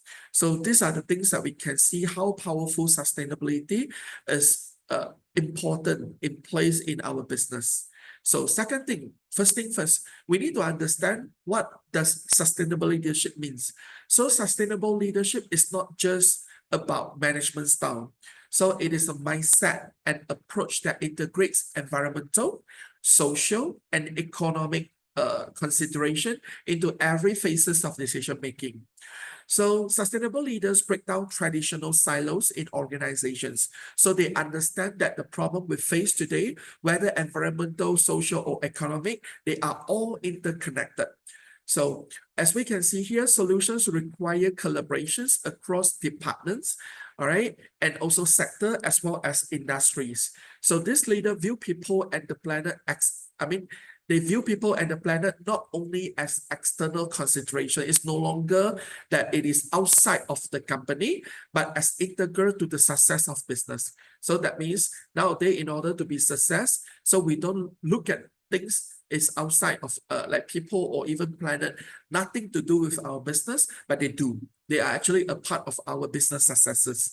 So take, for example, company like Patagonia. So I think this is a quite famous company, which has made environmental sustainability a core part of its brand equity. So they don't just sell product for Patagonia, but they promote an entire culture of sustainability, and in doing so, they have gained a loyal following of customers and employees who share their values. All right, so let's look at the traits of sustainable leaders. So what are the traits? Like the first one that I have shown you, it is the sustainable who are adaptable. So embrace complexity and remain adaptable. So adaptable is very important in all businesses type because world is changing. So it depends on how much we can adapt to the changing of the world. So we need to embrace complexity and comfortable with ambiguity. So that is to say how to deal with uncertainty. So the world we operate in is filled with uncertainty, and sustainable leaders know how to navigate that uncertainty with creativity and strategy thinking. All right. And second, they have to think long term. All right. So as you can see here, unlike traditional leaders who may focus on short-term profit, sustainable leaders are forward-thinking. So they will usually ask, what will our impact in 5, 10, or even 20 years? So these are the things that we used to think, you know, when we want to implement certain strategies.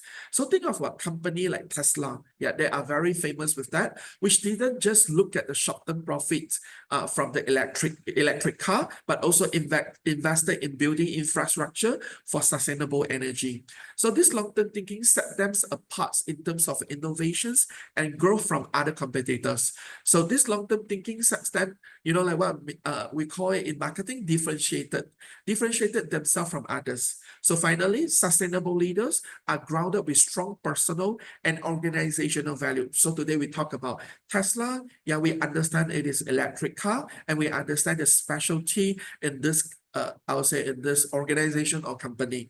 So they take bold steps, you know, and make decisions that prioritize the planet and people, even it means foregoing short-term financial gain for a greater and a long-lasting impact. All right.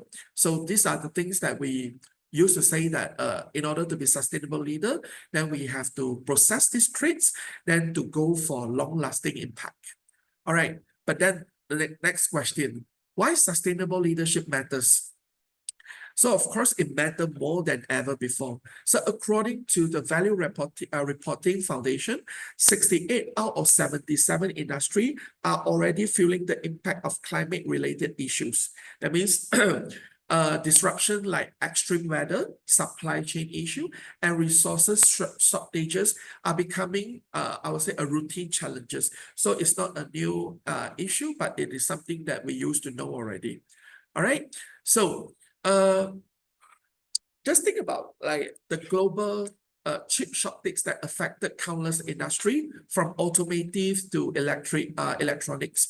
So this climate change expedites such challenges. So businesses that are not prepared for these challenges, they may have some risk falling behind. So these are the things where we need to think about, you know, when we don't care about sustainability, then the risk is coming. So when risk coming and we are not prepared for that, of course, we will fall behind with the, I would say, the fast trend that we are having now in our today's world. However, there's a good news. Companies that embrace sustainability aren't just mitigating risk. They are not just, you know, try to avoid from the risk, but they are attracting the best talent and loyal customer if you do so. Why? Why is that so? Because consumers are more conscious than ever about where their money goes. Because like, for example, I buy this Tesla car, I know what they care about, and I know where my money actually going. So even it's a little expensive, but I feel that it's worth for me to buy.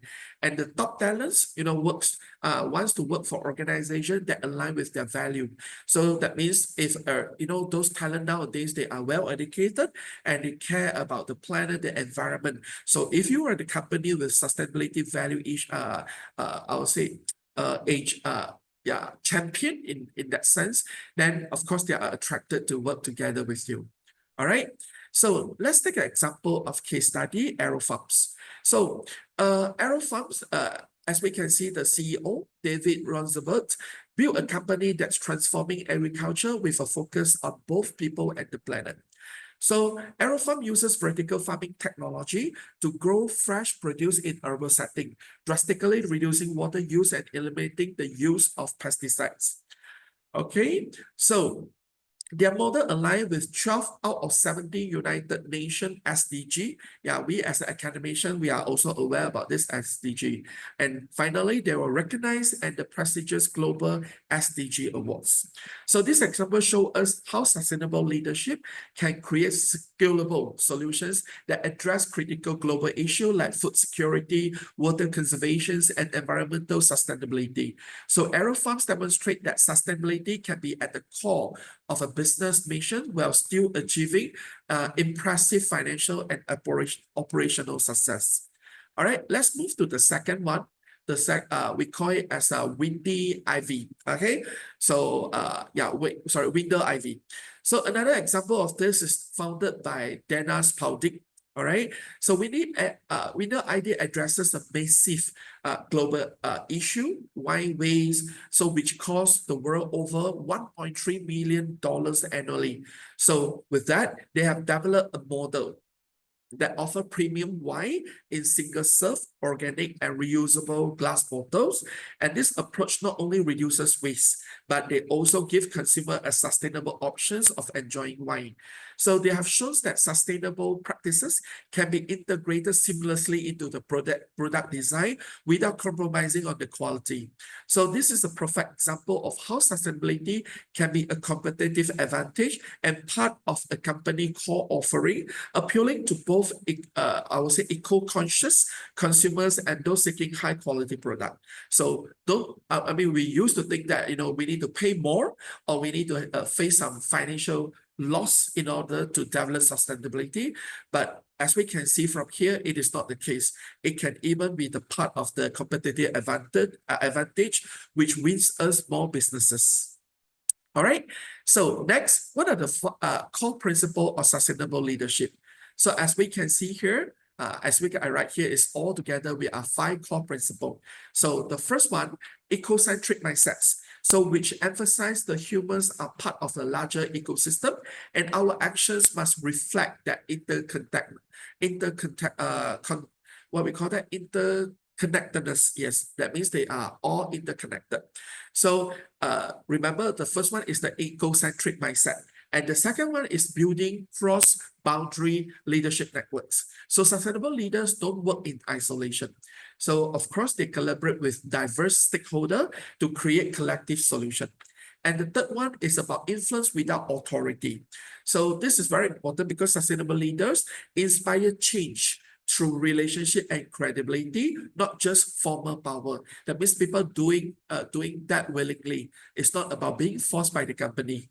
And number 4, working with complexity. So as I mentioned earlier, it's about complexity. There's no one-size-fits-all solutions to the challenges that we face.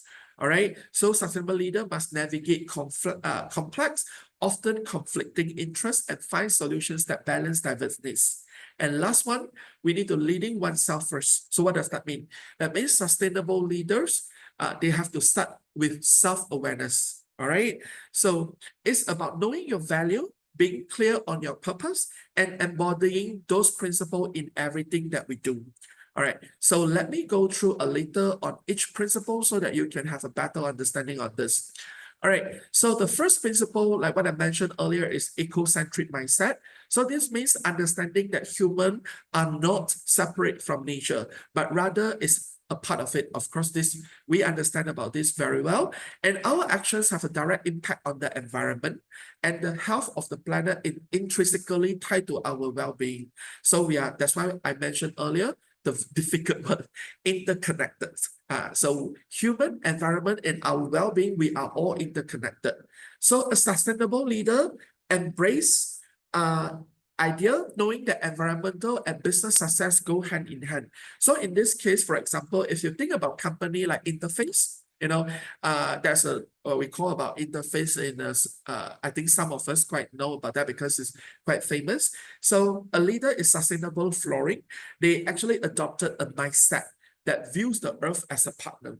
That means without the earth, we are nothing because we coexist with our earth together. So we don't, Interface, they don't perceive it as the external resources. All right, so they balance their responsibility is to leave a positive footprint and reducing waste and ensuring the processes work in harmony in nature.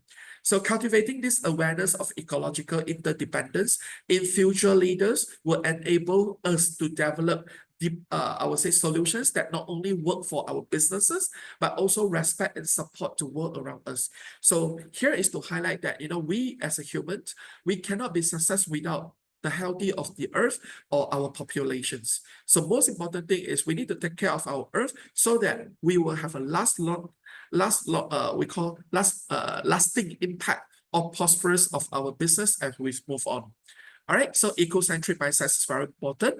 All right, so the second principle is about cross-boundary leadership. So sustainable leadership requires us to break down like what I mentioned, the silos that often exist within organization and across industry. That means we'll break the wall across the departments. No single person or department can solve today challenges alone. So involve a diverse range of voices, for example, executive, thought leaders, subject matters, experts, and advisors. So this building a shared vision, we said shared vision and strategy that cross boundary and sectors is really crucial.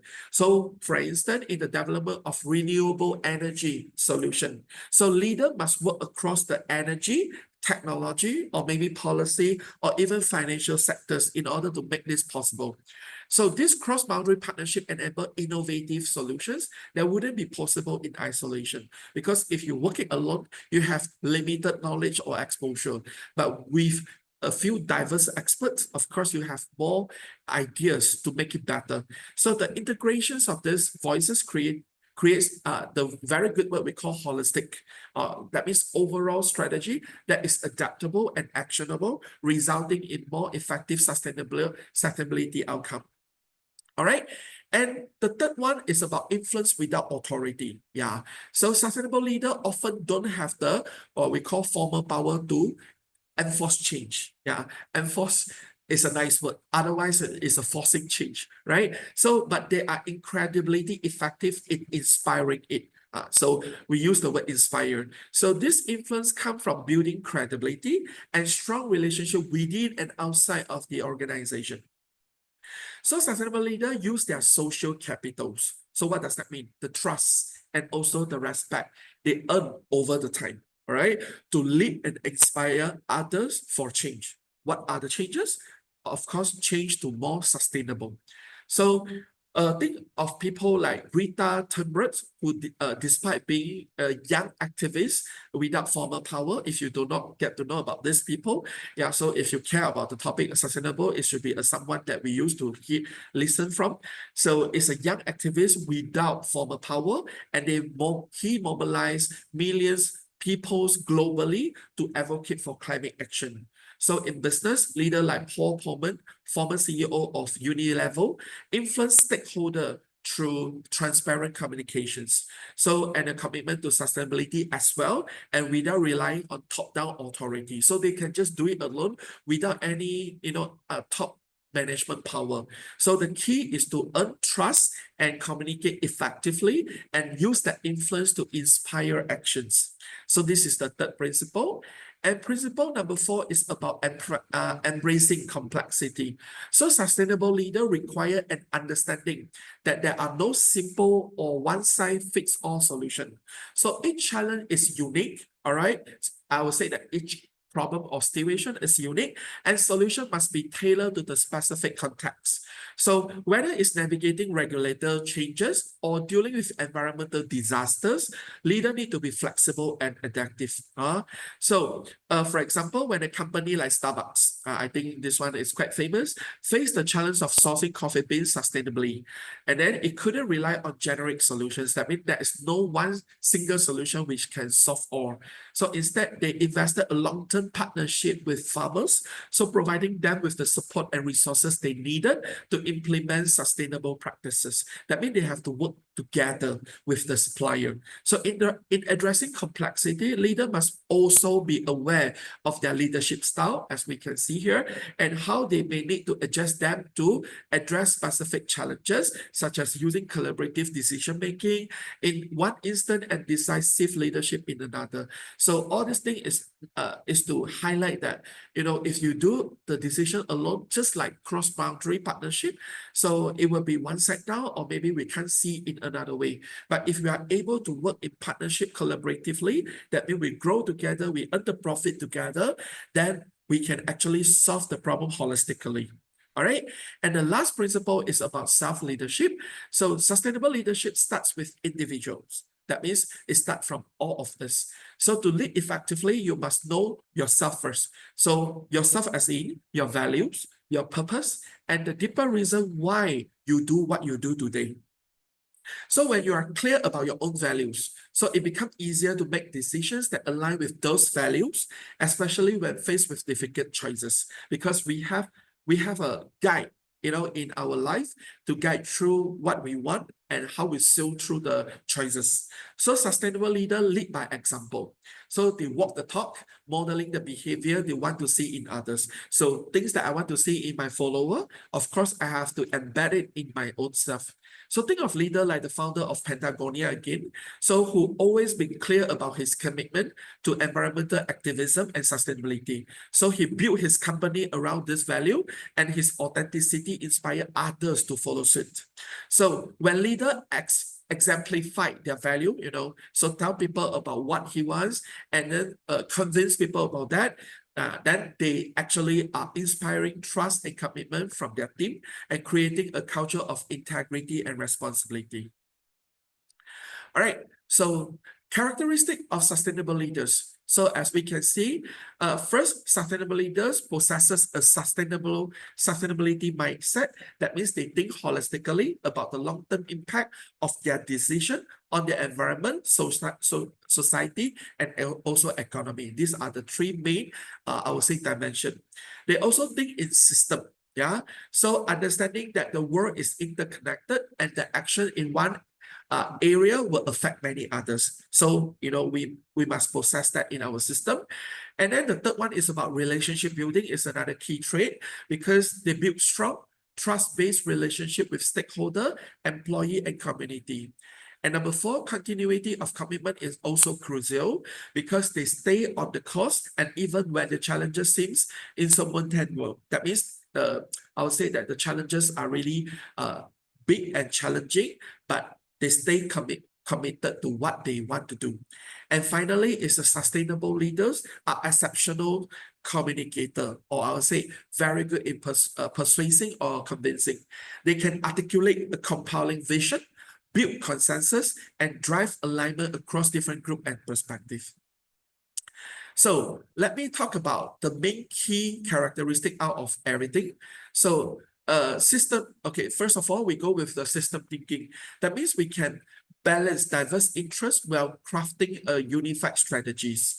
So a great example that is Interface, a global flooring company. So their sustainability strategy connects economic goals with environmental objective, creating a unified strategy that benefit both. That means they are not going to make any losses in any part, but both in win-win situations. All right. And the second one is about relationship building. It's another essential characteristic that we need to have follow suit. So sustainable leaders embrace, diversity and cultural intelligence. All right. So recognizing that different perspectives lead to better decision making. So we try to respect and also take in their thoughts and decision, and this will lead to better collaborative partnership. So a prime example here is the work done by organizations like the UN Global Compact, where cross-cultural collaborations drive global sustainability efforts. That means because we try to take everybody's thoughts, and then we can address sustainability across the world. All right. And finally, the most important is about communications. Yeah, so effective communication is really vital. So leader must tell story that connect emotionally. So we need to tell something, storytelling emotionally, share a common vision, and active listens to the feedback. So for example, company like Ben & Jerry, they use storytelling in their marketing to communicate their commitment to sustainability and social justice. So sometimes even advertisement in TV or anywhere in the internet is also making people cry, making people feel touched. Yeah, that is the way to communicate and make people believe in you about sustainability, and they invest in your products. And roles of senior leaders, how they can contribute. So senior leaders set the tone for the entire organization because they are senior. So they are the one who model sustainable behavior and ensure that sustainability is prioritized across all functions. So this leader, they have to take a step back and reflect on the broader social, economic, and also environmental impact on the business decision. All right. Sorry, and they take the example of a leader like, for example, IKEA. I think this is quite something that we used to listen. So who have publicly committed to using only renewable and recyclable material in their products. So these are their slogan, or I would say their core value. So this, of course, create an environmental where innovation and transformation can thrive. And when everyone, regardless of their role, they can feel empowered to contribute to sustainability goal. That means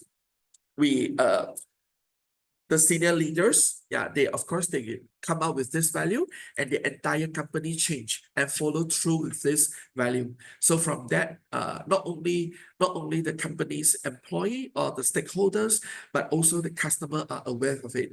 Then they enhance it, and of course they embrace it as well. All right. And then next, making leadership roles more sustainable. So what we can do. So first, organization must focus on fostering open communication and inclusion. Yeah, this is very important, because creating spaces where employees feel valued and heard is critical to sustainable culture. So this is the place where we can communicate and we can provide feedback, whether it is something favor or not favor to us. Yeah, we are going to accept it and consider for change. All right. And the second one, providing mentorship, feedback, and development opportunity is also key, which ensure the next generation of leader is equipped to tackle sustainability challenges. All right. And then ethical leadership is also essential.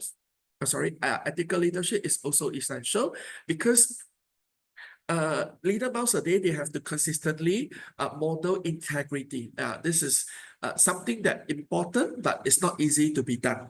So integrity in their action and decision, and that is a keyword coming in, corporate social responsibility, or we call it a CSR, programs that we can actually embrace for our organization. So a great example, again, Patagonia, so which goes above and beyond in its commitment to fair labor practices, environmental sustainability, and giving back to the society. So I myself also come from ViTrox company, so we are really aligned with that as well. Yeah, we treat our employee as our family members, then our workplace as our second home. And yeah, we do a lot of, from year to years to give back to the community. And I myself, as a part of this company, I feel very proud. Yeah, because I work in a place where it contributes a lot to the company. Yeah, so this is the opportunity. All right. And then next, sustainable leadership in actions. So leader must trust their team. All right. So trust their teams to make decisions and take initiative. So they need to create an environment where responsibility and accountability are shared. So sustainable leaders are also embedded sustainability into strategy, operation, and culture of the organization, ensuring that sustainability is not a side of project, but it becomes core value. So it is not a project to do, but a core value to follow. All right. So finally, leader must inspire others by setting an example. So practicing integrity and continuously learning. So for example, Paul Pullman at Unilevel, so they actually inspired global change through his commitment to sustainable development. And his example shows that sustainability could drive long-term business successes. So that means it is not just a project where it needs your money, but it can create profit for your businesses. All right. And then last but not least is about upskill for sustainable leadership.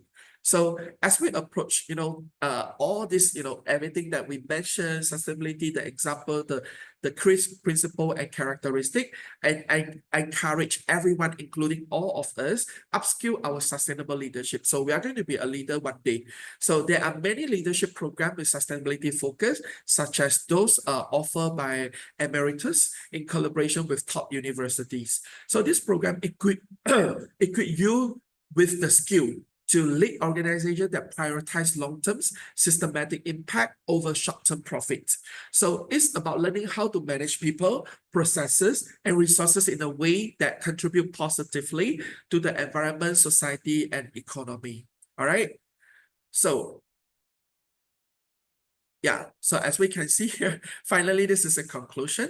The future needs bold, and values-driven leaders like you. So you are the one who can guide us through this unprecedented times and then challenging time, I would say, and ensure that we don't just survive over the time. So will you lead organization with a heart that of people and the planet? Are you going to be a leader who care about the core value as a sustainability? I believe that together we can shape a better tomorrow where businesses are not only successful, but contribute to a world that thrives generations to come. So yeah, that's all from my sharing today. Yeah, thank you very much.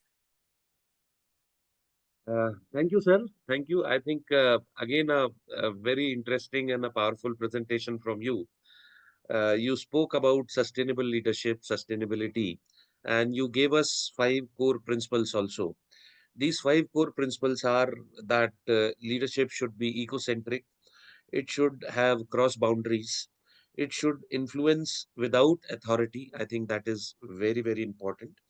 And work with complexities. These days we have all complexities with technology and geopolitical situations which are coming up. So leaders have to work with complexity and leading oneself first. So that is the last out of 5, which I think these are very powerful principles of leadership in today's context. So that has been a great presentation by you, sir. I have questions. Questions are coming in as expected, because I was expecting that this is a great presentation. So I'll definitely have questions. Okay. So the question is, how does sustainable leadership differs across industries and region? I think a very good question someone has put here. Is sustainable leaders, according to you, different in industries, also in regions? If yes, then how it is different, or is it the same, sir? What is your opinion? Oh, okay. Thank you for the questions. So, yeah, as we can, yeah, it can be actually different by in terms of industry and regions. So, let me talk about example of industry. So, for example, industry, if let's say we talk about factories, then we of course we will use less energy and reducing waste. But if it's more on tech company, technology company, then we need to care more about data safety and also using clean energy.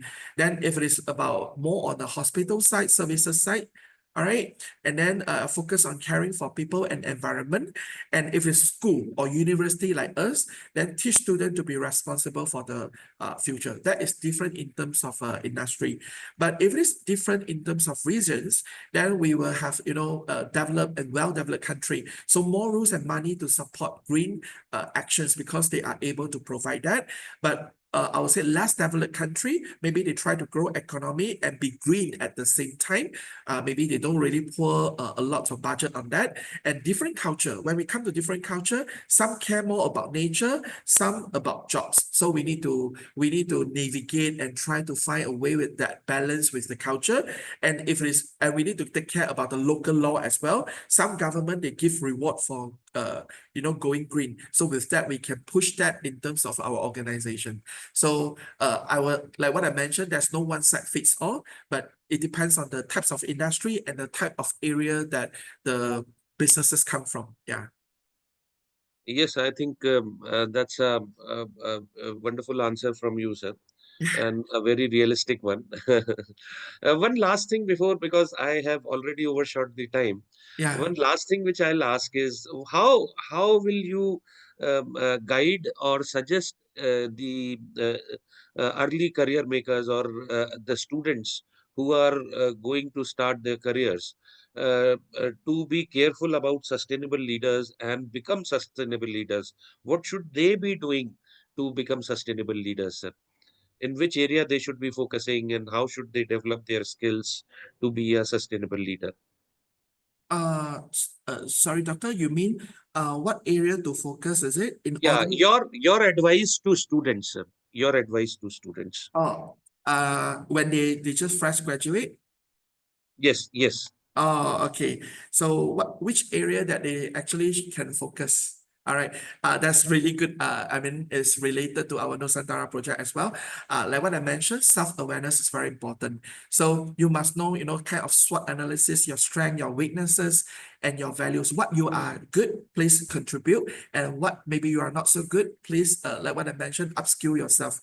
And you must have a clear vision. Like what I mentioned, whenever you want to invest something or you want to do something, think long term, not just about short term success. And then empathy is very important because we try to care for people, the team, the community, the future generation, not just about ourselves or our profit and loss.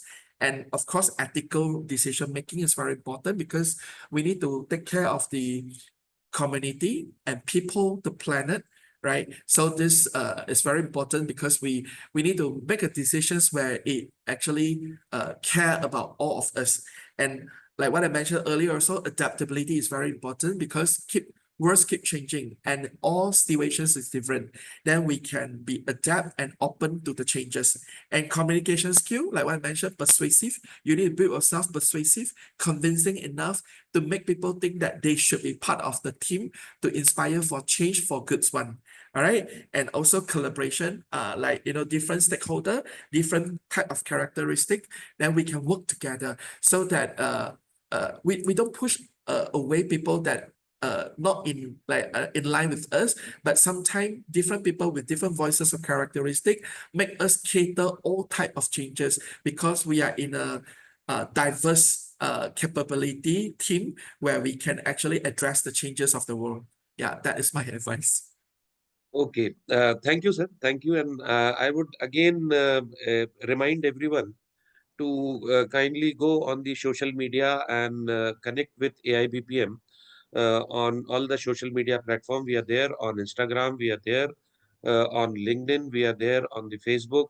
So you can connect to us. You can also have a look at our international journals. They are top quality international journals which AIBPM is publishing. You can select your own area and you can go for either for publishing your research or maybe if you are using papers for research, that also you can get there. The quality research you will find there in the international. Hi. Yes, sir, please.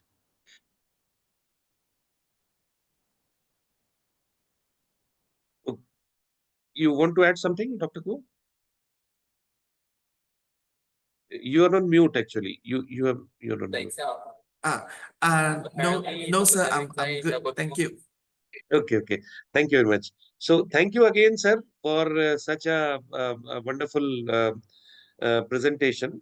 Now we are moving on to the next speaker here. We also have Dr. Amna Javed from Japan Advanced Institute of Science and Technology, Japan. Dr. Amna Javed, Senior Lecturer, Graduate School of Knowledge Sciences, Japan Advanced Institute of Science and Technology, Japan. She teaches classes on social research method, next generation management and of technology, innovation theory and methodology for social competence to master's and doctoral courses students.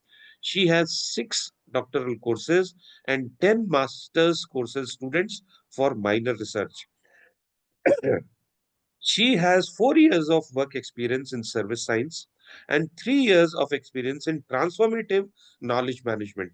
She has more than 15 research papers in Scopus, more than 30 reputed international and domestic conferences, one ebook chapter by Springer, and has granted 12 research awards and 13 project research fundings.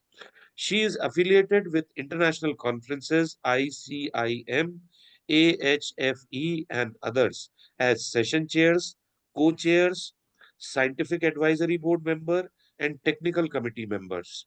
She is an editorial board member of Social Sciences and Humanities in Open Springer Journal.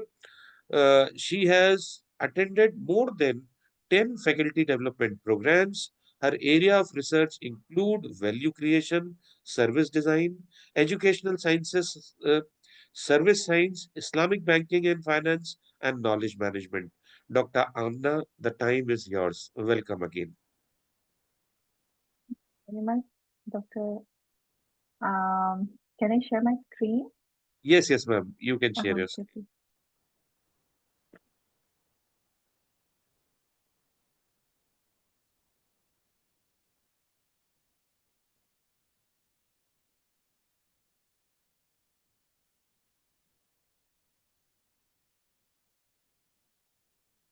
Can you see the presentation? Yes, ma'am, it's visible. You can go ahead, Uh-huh. please. Okay, thank you very much. Okay, so good morning, everyone. My name is Amna Javed, as Doctor already introduced myself.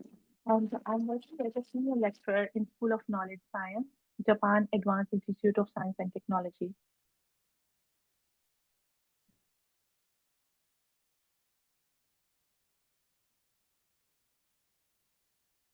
Something is wrong. Just a moment. Okay, so my today's talk is about, as Dr. already mentioned, my research field is about transformative knowledge management. And today's talk is about also knowledge to impact. That is the digital platforms and the transformation of global management. How knowledge is utilizing in different organizations, service organizations, to make a great impact and to be a global company, service organization. Here is the agenda of my presentation. I will discuss somehow the introduction, and that will be about knowledge and its importance, digital knowledge especially, and case study research. I will present some case that is a digital platform, and this is my ongoing research. And also, I will talk about the conclusion. First, introduction. Introduction, I will talk about service economy. What is service economy and what is the importance of digital knowledge in service economy? The service economy is growing rapidly and it is expected to continue to grow in the future as well. It is the largest sector of the economy in most of the developed countries. And it is the sector of the economy that produces intangible goods and services such as consulting, financial services, healthcare, transportation, education, and hospitality, etc. In the 21st century, with the change in the mindset of the people and priorities of the people, a great change has been observed in the shift from a product centric to a service centric organizations or economy. It signifies a fundamental transformation in the business landscape. In the evolution of the emphasis moves from traditional product centric or product based transactions to a focus on delivering value through intangible services. So, value is very, very important when you are dealing in services. Now, people just don't want the service, they also want some added value. This transition aligns with changing consumer preferences, emphasizing access and outcomes over ownership. So, in the digital era, service industries are increasingly recognizing the value of digital knowledge as established research when they want to enter into the innovation economy. So, when you want to do the innovative, the knowledge visualization of knowledge is very important. The knowledge is coming from everywhere. The main thing is how you are going to utilize. I'm going to present one case that will talk about the better utilization of the knowledge. So I'm talking about knowledge. So now what is knowledge? Knowledge is the collective expertise, insights, or experiences of individuals and organizations. So it encompasses both tacit and explicit knowledge. So tacit knowledge is something that is deeply embedded personal knowledge. So explicit knowledge is documented or codified knowledge. And there is a third phase of explicit knowledge, that is digital knowledge, that is generated through digital interaction. In the service economy, knowledge is often more embedded than tangible research. Organizations that have a deeper understanding of their customers, their industry, and their competitors, they are better positioned themselves to have more success in the market. Knowledge also enables organizations to develop new and innovative services that meet the needs of the customers And additionally, knowledge is essential for delivering high quality service that have a strong, the organization that have a strong knowledge base, they are more powerful to solve problems and with informed decisions. So ultimately, finally, knowledge is a key factor in attracting and retaining talented employees.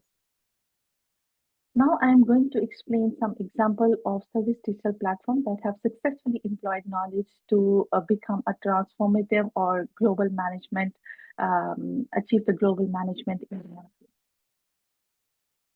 The case is about ride-hailing service. The ride-hailing service or industry has witnessed significant transformations globally.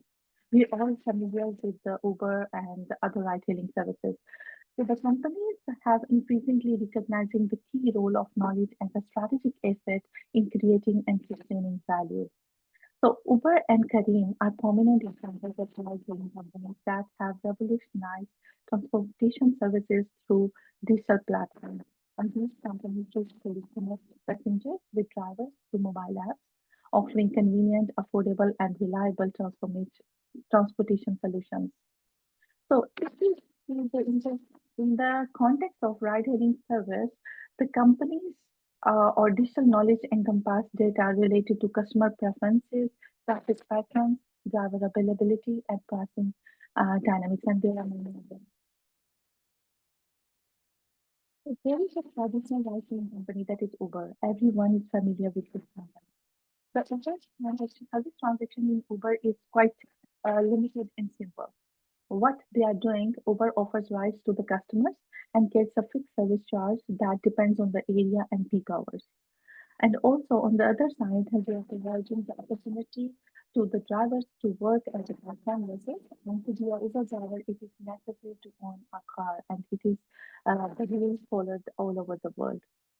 The target of Uber is mainly to make or maximize the profit. They target the rich community. There is a book drivers are really unhappy in Uber. The book name is Uberland. And this says why they are happy, because there are fixed algorithm-based transactions, and they have no right to choose, or they are not flexible to manage their own earnings and all such things. On the other hand, there is a revolution in the ride-hailing industry that comes with the Careem. The Careem meaning is Germany. And this is a UAE-based company that was founded in 2012. Maybe most of the people are not familiar with this company. And Careem has grown to become a major player in the ride-hailing industry, offering a range of transportation services through its mobile app. Compared to Uber, Careem follows a hybrid strategy, because they allow the person to become a driver whether they own a car or not. So that's a huge advantage that considered by Careem. The Careem follows a traditional business model, and the part highlighted shows the new part that makes Careem as a social transportation network company. The target of Careem is basically to focus on all levels of society. They are not going to target just the rich people, and they are creating good service ecosystem by collaboration with the third party or with the investors, with the banks, because you are going to get the loan or something, and Careem is helping you to get the loan and all such things, even to get the job also. And drivers are quite happy and satisfied. After doing some interview, this is the result. In this presentation, I'm going to talk about a framework, and this research spotlights how Careem strategically manages and applies knowledge to optimize operations, enhance customer experiences, and pioneer transformative changes in the transportation sector to contribute to its success in the global market. And the main thing is this framework has three parts: input, process, and output. So first is input. Normally, what organizations are doing, they are just utilizing the knowledge, whether it's a passive or explicit knowledge. But what Careem has done, Careem has getting the insights from the tacit knowledge that is coming from the actors learning, and getting the information that is the explicit knowledge, and that is from organizational practices. So all these type of knowledge are collected as a reference database. That's the most important phase in Careem to to reach to the ultimate goal.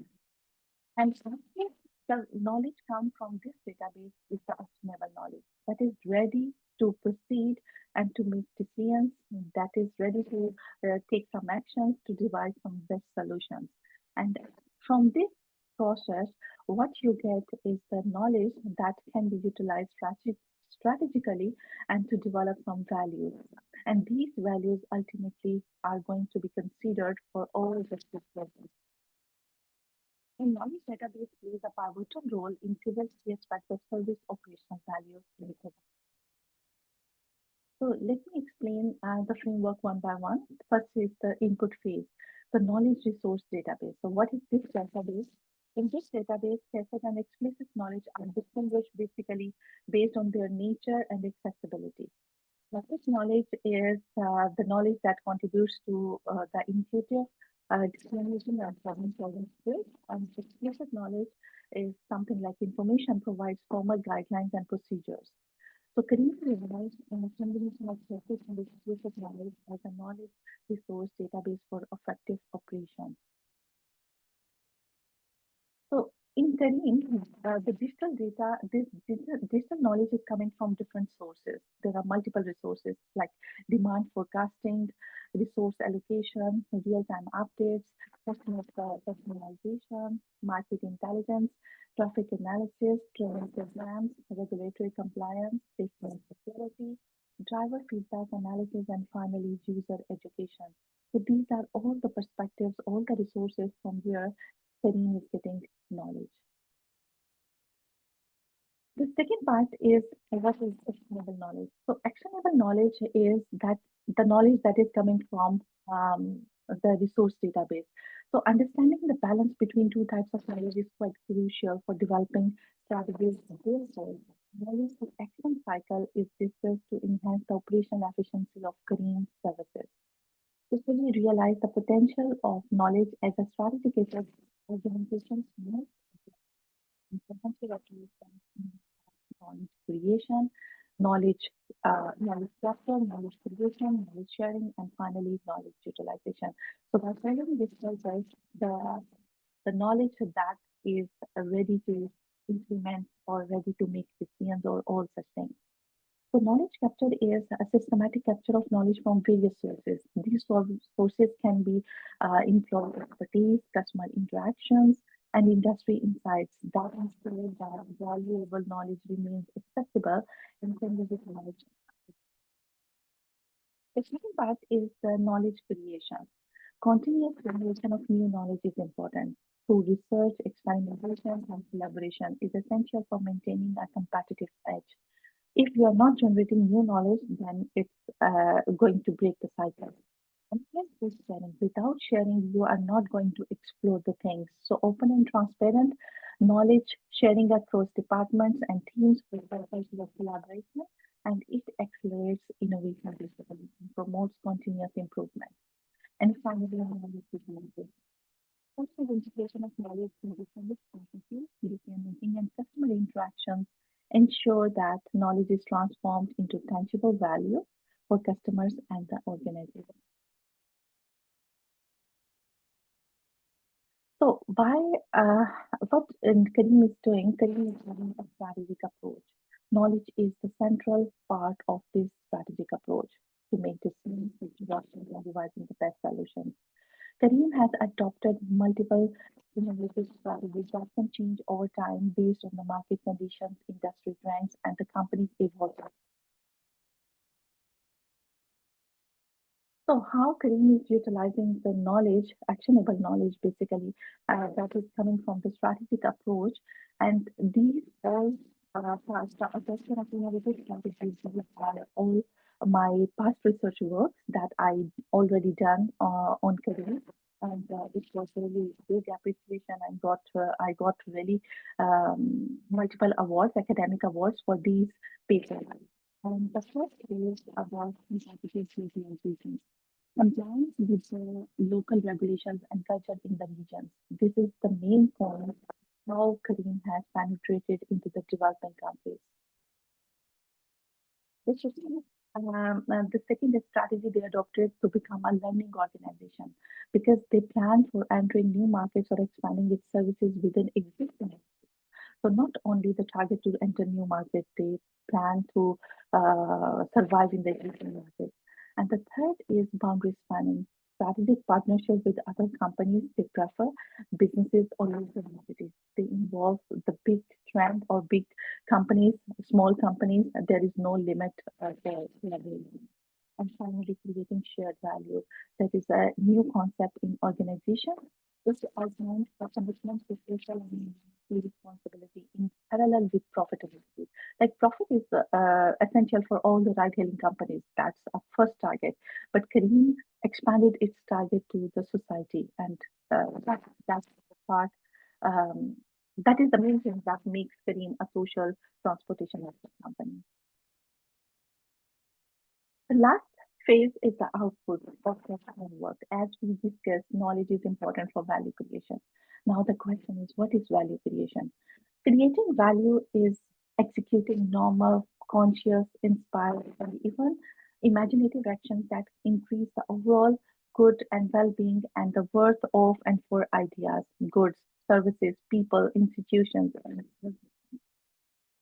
value is always waiting to happen. We just need to realize where and how and when to create new value.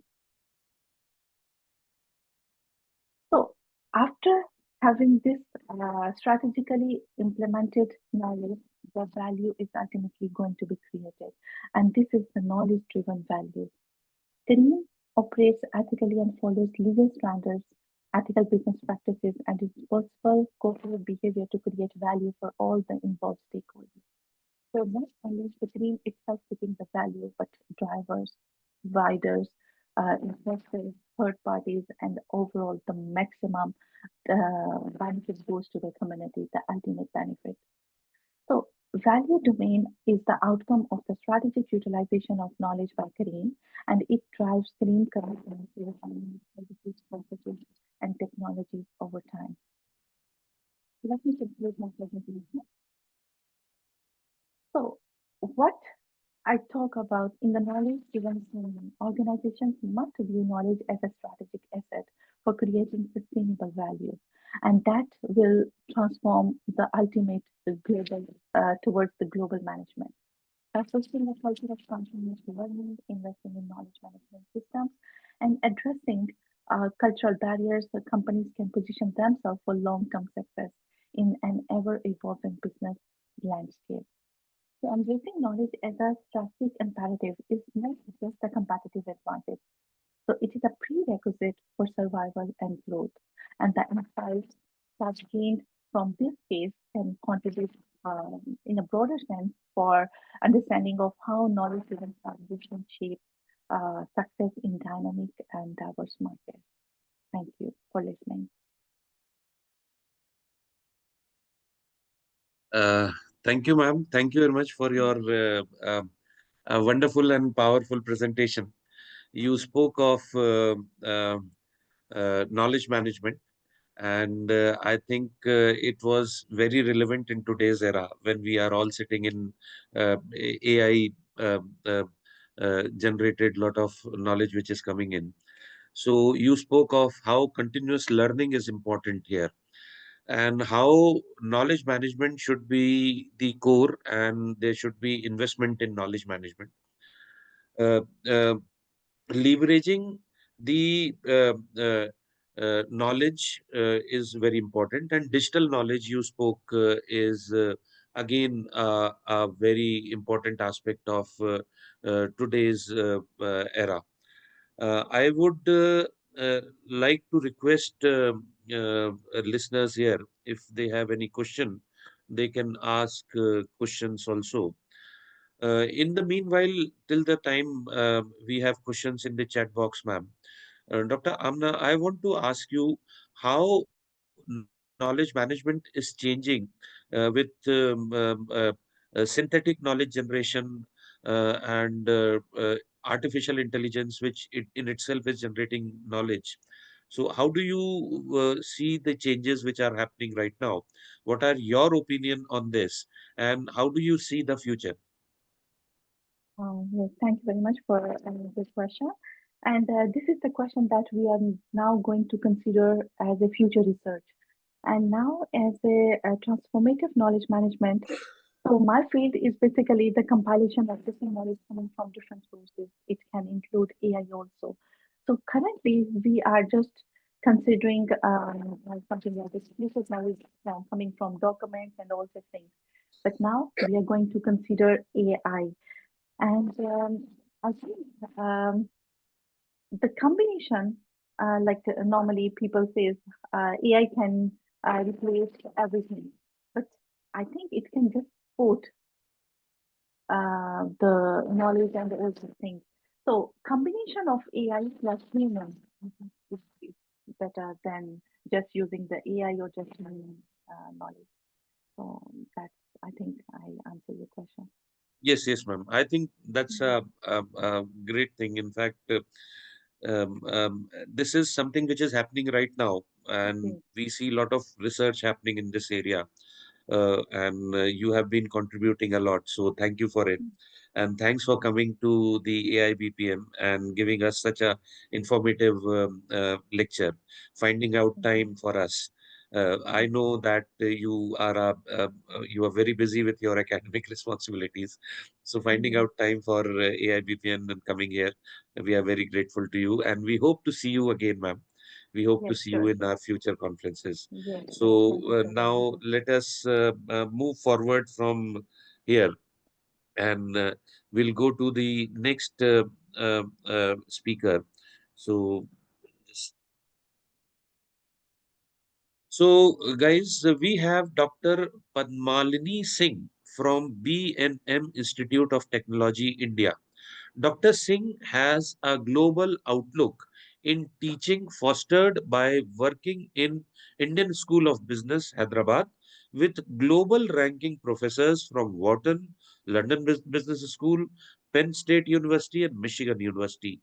She has published impactful papers uh, in areas of social science and marketing, an esteemed journal indexed in Scopus, Web of Sciences, ABDC, and also have books to her credit. She has organized many workshops, seminars, national conferences funded by SEBI, Multi-Utility Exchange, IPF, Indian Council of World Affairs, and ICSSR, which is Indian Council for Social Science Research, Indian Council for Psychological Research, National Commission for Women, Department of Science and Technology. She has 3 patents in her name in the emerging area of digital marketing. She has completed funded projects with DST, ICSSR, UBA in the field of social reengineering. She has been awarded as Power Woman for the year 2023, Best Paper Award at IRSSM 2023, Highly Commended Award in and Emerald Publishing, and P.K. Das Memorial Faculty Award in Management. Dr. Singh supervised international teams for Nusantra Worldwide Collaboration Project involving students and researchers across globe.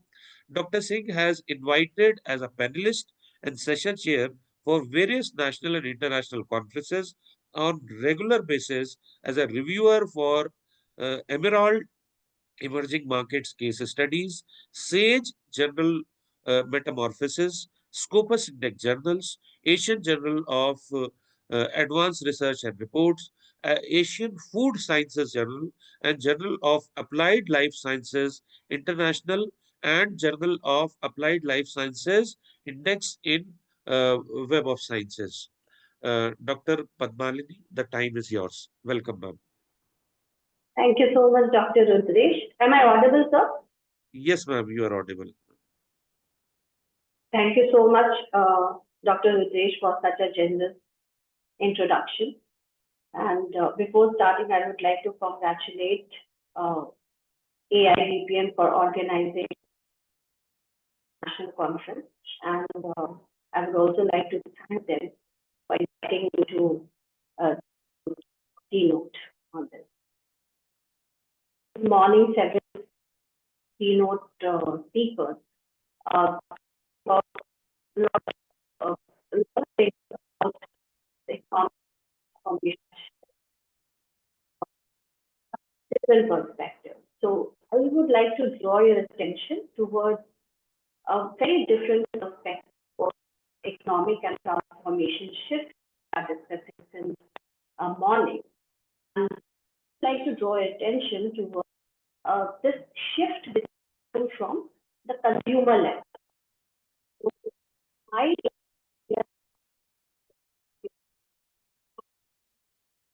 see so much research what we have done that is exploring the behavioral drivers of circular economy engagement in pre-owned baby goods market. It discusses about that how this economic shift from a linear economy, I mean, at the level of consumer, and especially we have chosen parents to see that how parents can actually bring this economic shift from a linear economy where the concept is more like take, make, and dispose model, which works on that model, towards a circular economy where the concept is to recycle, reuse, repair, and refurbish. And we did the study on parents to understand that how does parents accept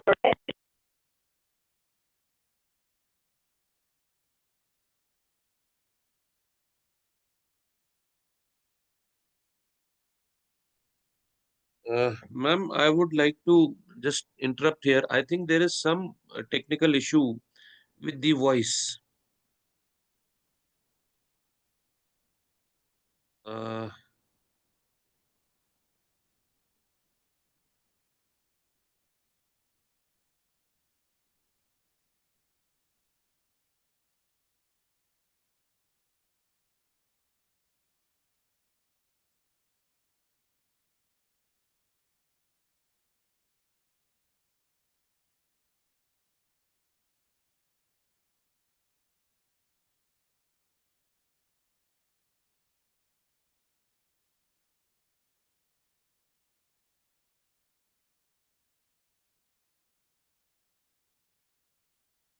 Uh, uh, Ma'am, I would, if I don't know if she, uh, is there a voice issue, ma'am? Um,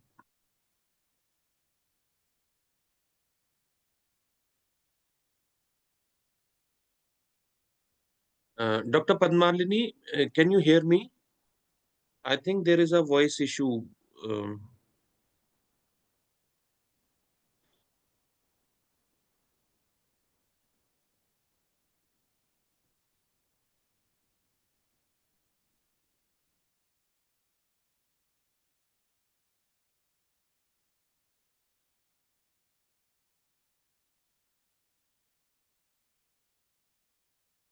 Ma'am, there is a voice issue. I think your voice is not coming. I don't know. Can you hear me? Your voice is, we cannot hear your voice, ma'am.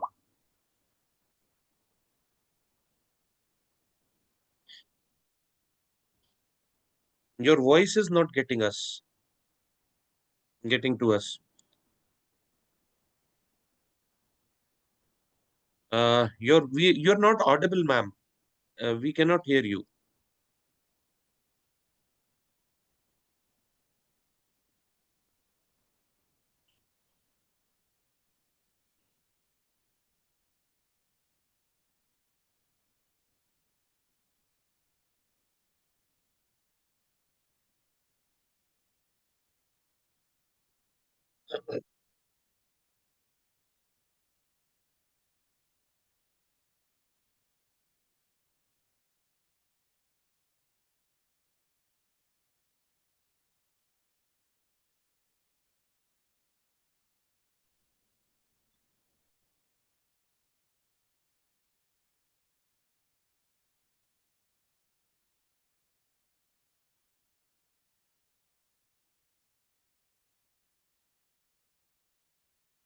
Ma'am, can you hear me? Your voice is not audible to us.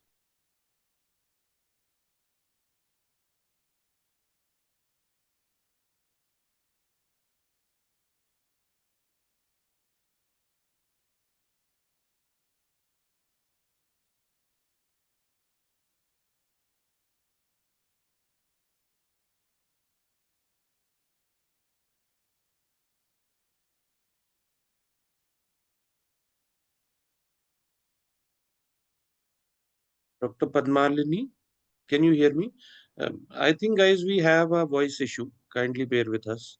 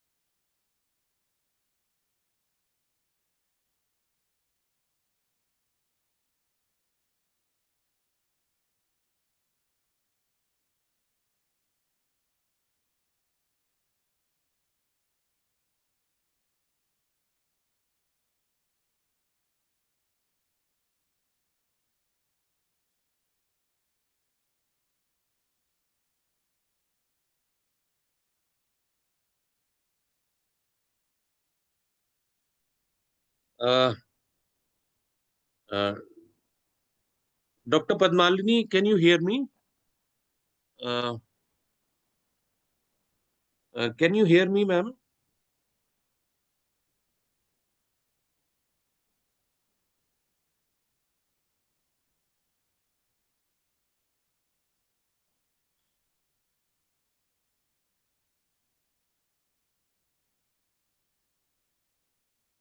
Your voice is not coming to us.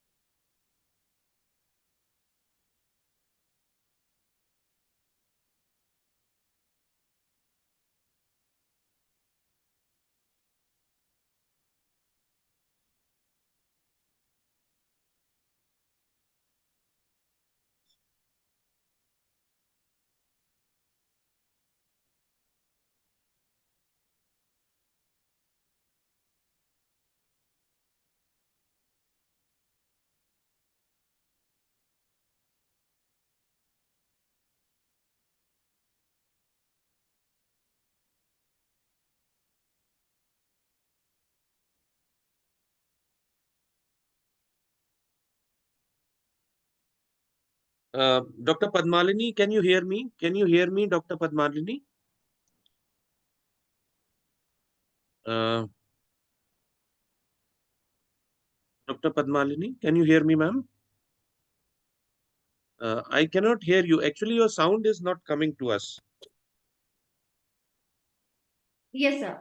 If you can. Your sound is not coming to us, ma'am, for some time. Oh, is it? Okay. Yeah, and we were trying to get in touch with you, contact you. I think some issue with the mic or something which has happened. Might be. Am I audible now? No, you are audible. You are perfectly audible now. Okay. If you can use this mic which you are using right now, and just Sure. I think 1 or 2 slides back, if you can Yeah, do it. sure. I'll share it. I'll share it. Sure, ma'am. Sure, ma'am. Thank you. Yeah. So that's the slide. So Major if part is these factors which are very important for us to study. So these are the yes, ma'am. factors we studied in detail, and we found that the consumer awareness play a very important role. So it has a direct impact on the purchase intention. And we also found that awareness leads to attitude formation, and it also leads to willingness to participate. But then we also found that there's a mediating role of barriers. So though people must be having a positive attitude towards buying, but because of barriers, it may limit people to buy. So basically for the managers at the global level or global managers, the takeaways is that they need to address these barriers, because it may lead to a situation where people might be having awareness, they might be having willingness also and attitude also, but then they would not buy that. That means it is not going to convert into direct action.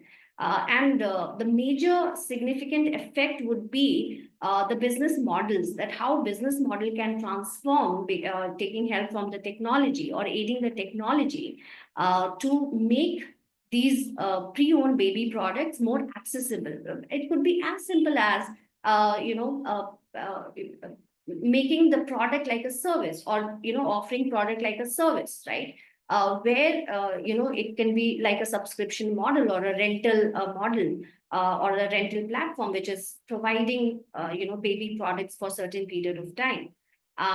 Or it could be enhancing the or increasing the trust in the kind of baby products people are buying, because people are little hesitant in buying baby products because of safety, security, and hygiene issue. So maybe a QR code which can track, or blockchain technology which can track the the status of or the uses of that baby product since beginning, would help people to have a trust in what they are buying, and it will increase their the purchasing pattern basically. And another thing is that consumer education is very important, because consumer awareness leads to a purchase intention. That means more and more consumers are, if they are aware about the second-hand baby products, if they are buying, and what will be the impact on economy, what will be the impact on the sustainability issues, how they can address that, how they can contribute that,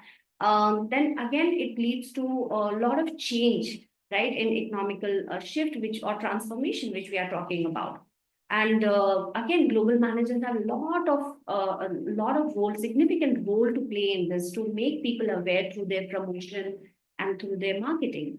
Government support is also important, where in the emerging countries, where if government are giving incentive to buy, people actually, it has been seen that people actually go forward to enhance the purchasing pattern. And these global managers of the company who are using these, that means they believe in the circular economy principle, would actually have sustainability. They can use sustainability as a competitive advantage. So any question is there? If any question is there, I would like to take it up. Okay, I would request everyone to kindly put your questions in your chat box. Okay. Ma'am, in the meanwhile, I would like to ask you how innovation is changing these days, and with a lot of technology coming up. and you have such a vast experience in research and in this area. So how do you see innovation and creativity changing these days with a lot of inputs from artificial intelligence, and things have been changing, a lot of talk on sustainability which is there. So what is your opinion, ma'am? Yeah, so I think there's a similar question in the chat box Yes, yes, also. yes. How How business models innovation promote circular consumption. I think so. Yes. How innovation is, I can combine both. How innovation is changing and how business models are changing in this circular consumption. And so, Yes. please. So business model is changing drastically because if you see in India, we only had two platforms to buy and sell products, and it was peer to peer. That means C to C, buying, right, or C to C market. Basically, it was happening. That was I think OLX and Quicker. But now, if you see, there are a lot of digital platform which has emerged, and especially for these pre-owned baby products. And there are a host of product what they are selling through that, right? And what we found was this, when we were studying the barriers, we found that one of the barriers was that though people were aware and they had the attitude to buy, they had the willingness to buy also, but they were not knowing that where to buy, because a lot of people have the social stigma, right? A lot of people want to buy, but then they don't want to go to a household and deal directly. So there was no a channel, or there was no formal channel to buy.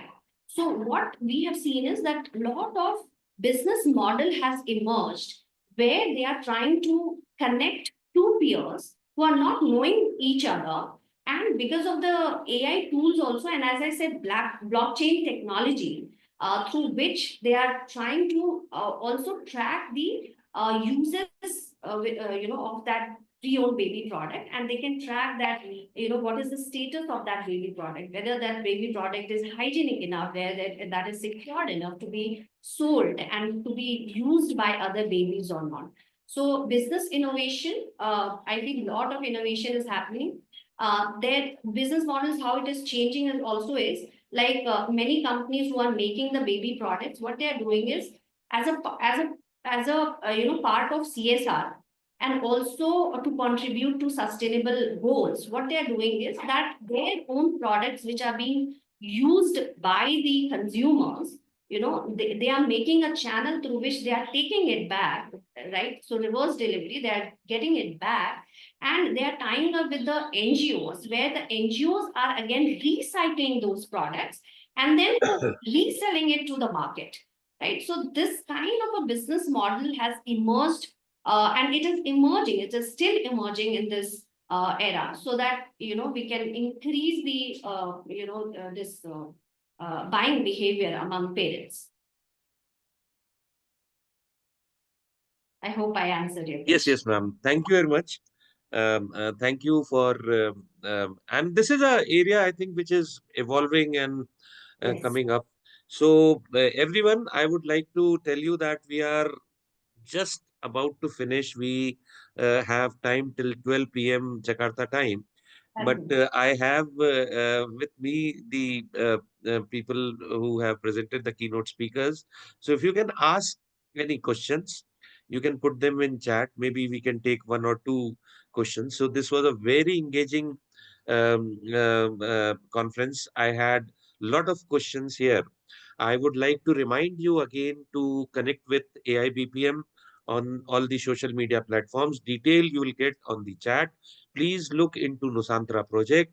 It's a wonderful project. I have myself seen my students have done wonderful jobs there at Nusantra project, and they had a huge learning. So you can be a part of this. Uh, Please be member of just this community of AIBPM. You have the links here, and you can get you have the emails also on the chat. You can find the details on the chat of how you can become a member of AIBPM. You can participate. You can take part in all the international conferences. So I have, before we submit, can we have a question? I'll just, I think Professor Hatem is with us. Um, Hitam is with us. Hello, sir. Good to see you again. So, disturbing you at such a late time of Mexico, I think it's very late there. Uh, I had some questions on the which I could not answer because of the time there, and uh, so uh, uh, so it was all about how blockchain and tokenization is coming up, and I think this is both tokenization and blockchain is going to be the next area in which a lot of growth will take place. Lot of growth Yes. will take place, and there are a lot of new things which will come up, and this is an area which will see growth in next 5 years or 6 years. So I would like to ask you, if a student who has just completed uh, their technical degrees or maybe management degrees, how should they look into these this technology area, and maybe don't miss the train, and don't miss that opportunity which they are going to get in, and especially in developed countries like India and Indonesia, Malaysia, Mexico. So how will you quickly some kind of suggestions to them, sir, before, and maybe then we will finish this discourse. Absolutely. Thank you, Dr. Pandey.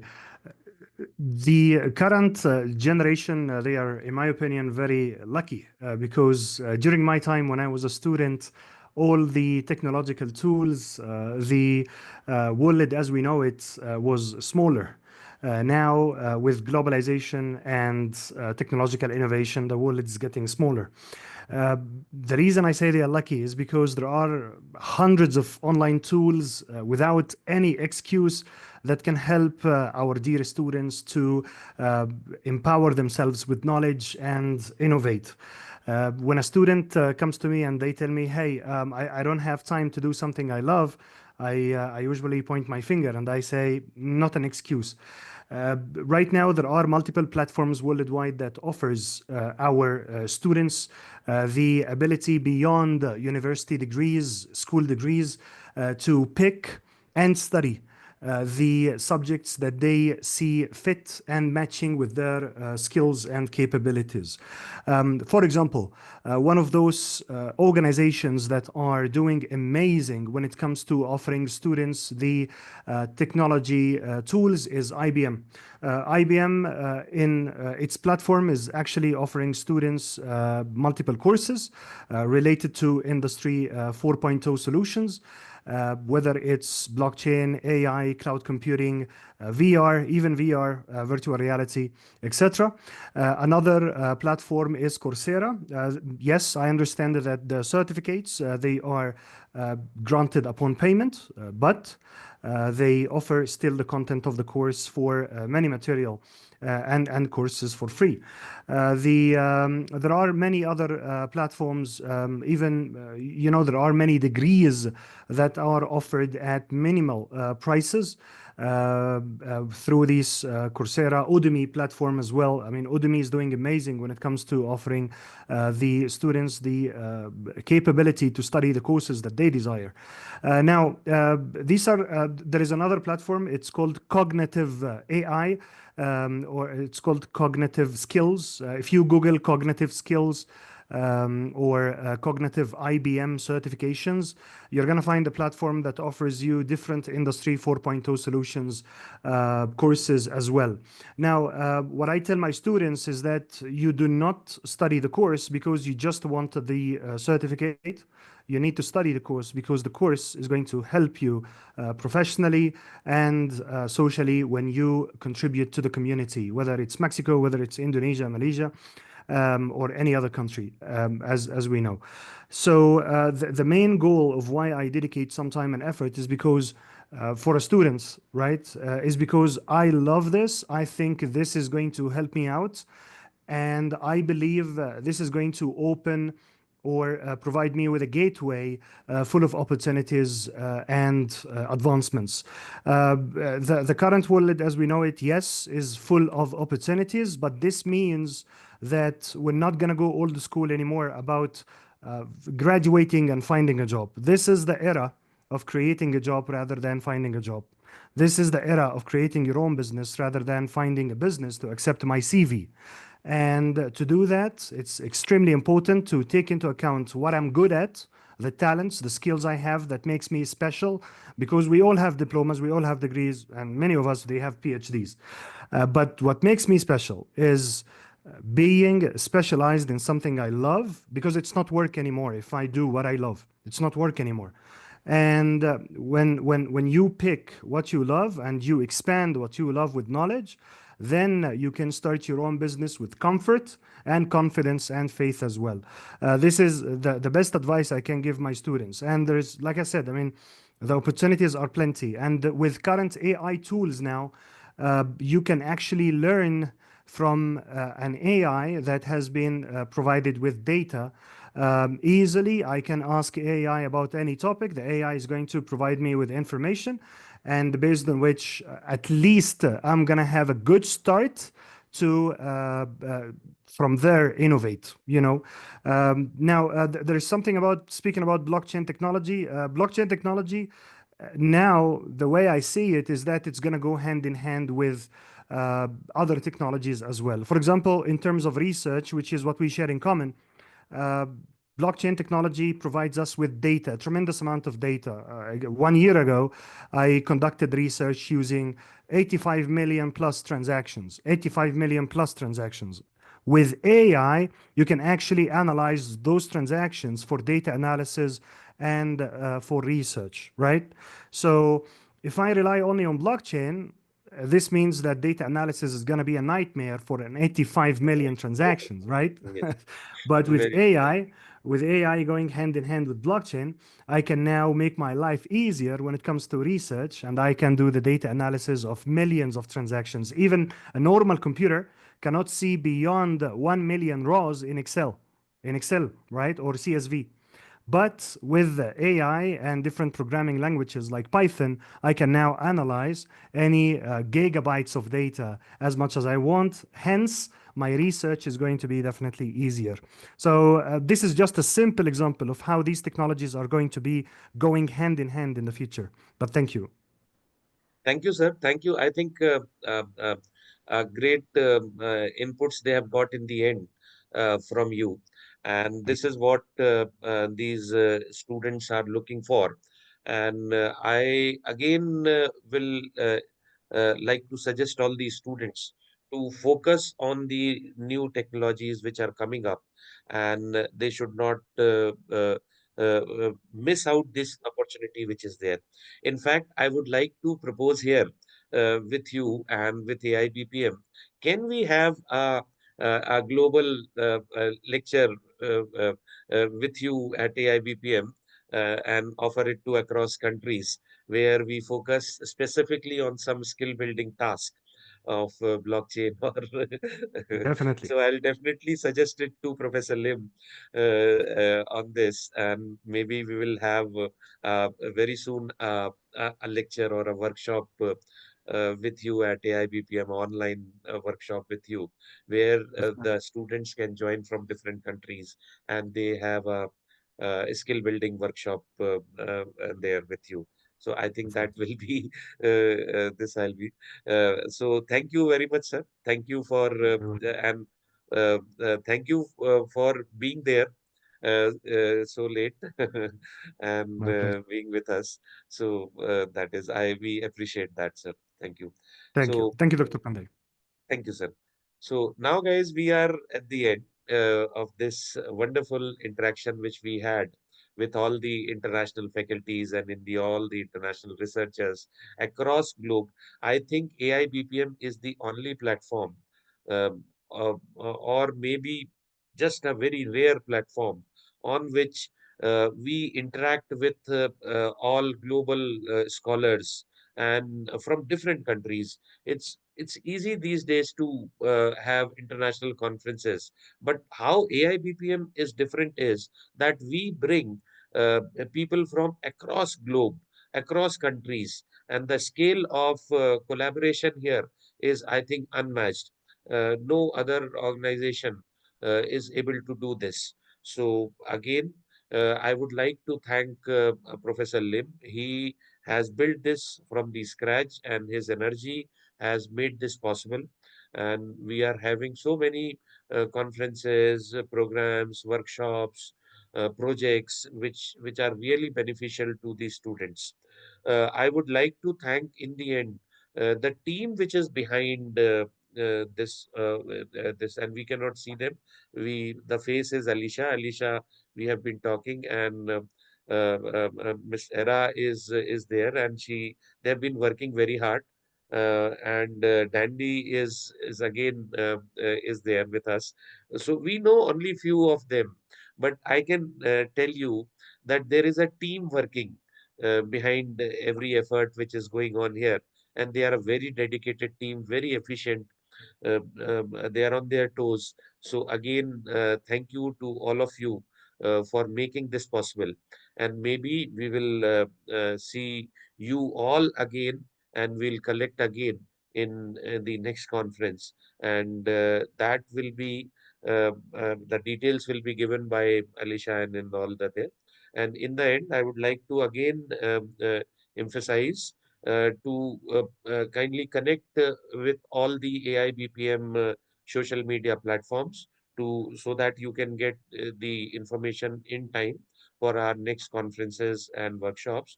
Go and check all the journals which are published by AIBPM. They are fantastic and very good journals. You can also look and search for Nosantra project, which is global virtual teams where students are coming and doing their consulting or research together. So that is all from me. Thank you very much. I'll now hand over to Alicia. Thank you. Thank you so much, Dr. Rutres, for your kindly support and your kind words for IIBPM. Thank you so much. I hope that we can see you in our another conference. Sure, I'm always there, ma'am. Thank you very much. Thank you. Thank you so much. Once again, thank you so much, Dr. Rutres, and for leading such a great discussion with all prominent keynote speakers today.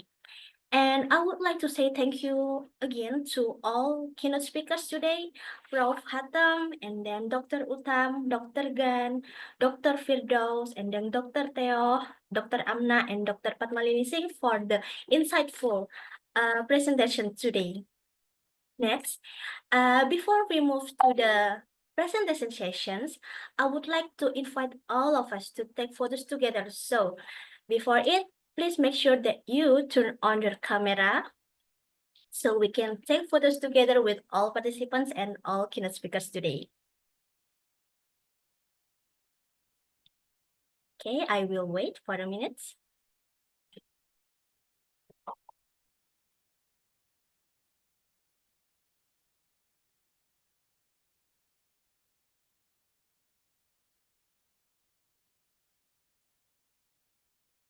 Okay, I will take photos from the gallery 1. Please get ready in 3, 2, 1. Okay, next, please get ready. 3, 2, 1.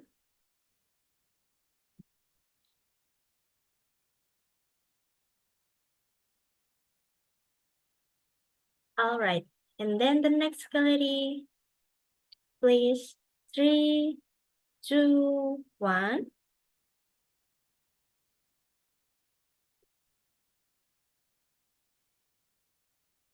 And then the next gallery, 3, 2, 1.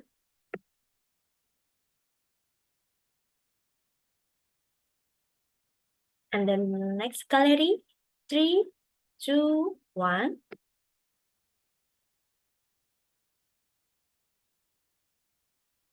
And then next gallery, 3, 2, 1. And then the last gallery, please. 3, 2, 1. All right, thank you so much to all participants. Okay, ladies and gentlemen, before we move to the panel presentation session that will be start at 1 p.m. Jakarta time, please make sure to rename your display name according to your role. All presenters can go to a certain Zoom room based on your presentation schedule, and you can join the room by clicking the join button, and you will be automatically joining the presentation room. And after the presentation is finished, all presenters can come back to the main presentation room, and then we will have announcements, the best presenters, and also the closing remarks. Thank you. Good afternoon, ladies and gentlemen. I hope you have a great day, especially after successfully presenting your papers. And now, ladies and gentlemen, I would like to say that we have finally come to the end of the 2025 Malaysia International Conference of Project Management. On behalf of the organizing committee, we would like to extend our sincere thanks to all the keynote speakers for their insightful and inspiring session, and to all participants for your active involvement throughout the event. We hope this conference has been meaningful and beneficial for everyone. Before we close, we are pleased to announce the Best Presenter Awards. The winners have been selected based on clarity, engagement, and overall delivery of their presentation. So without further ado, I would like to mention the Best Presenter Awards. So first, congratulations to our first Best Presenter, Mr. Ayub Usman Rashid from Universitas Gorontalo, Indonesia. Next, we have Mr. Nur Amin from Universitas Ngudi Waluyo Semarang. And finally, our last best presenter for the online conference is Ummu Ifa Ashimi binti Hedzri and Tulasi Supia from University Science Malaysia. So congrats to all the winners.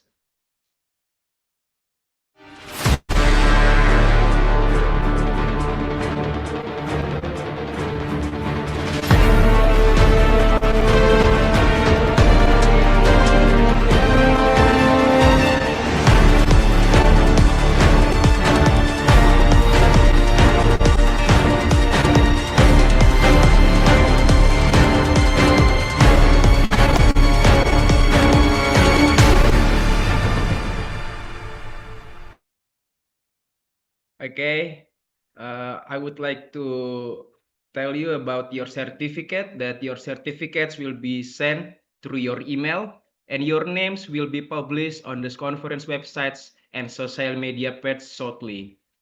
Also, don't forget to share your conference moments and testimonial on Instagram or other social media platform using the hashtag 2025 ICPM and hashtag info AIBPM. The benefit is very great, which is the best Instagram post will receive free entry to our next conference. So ladies and gentlemen, I am Dandi Boy Firdous. Thank you once again for your attention and see you at our next event.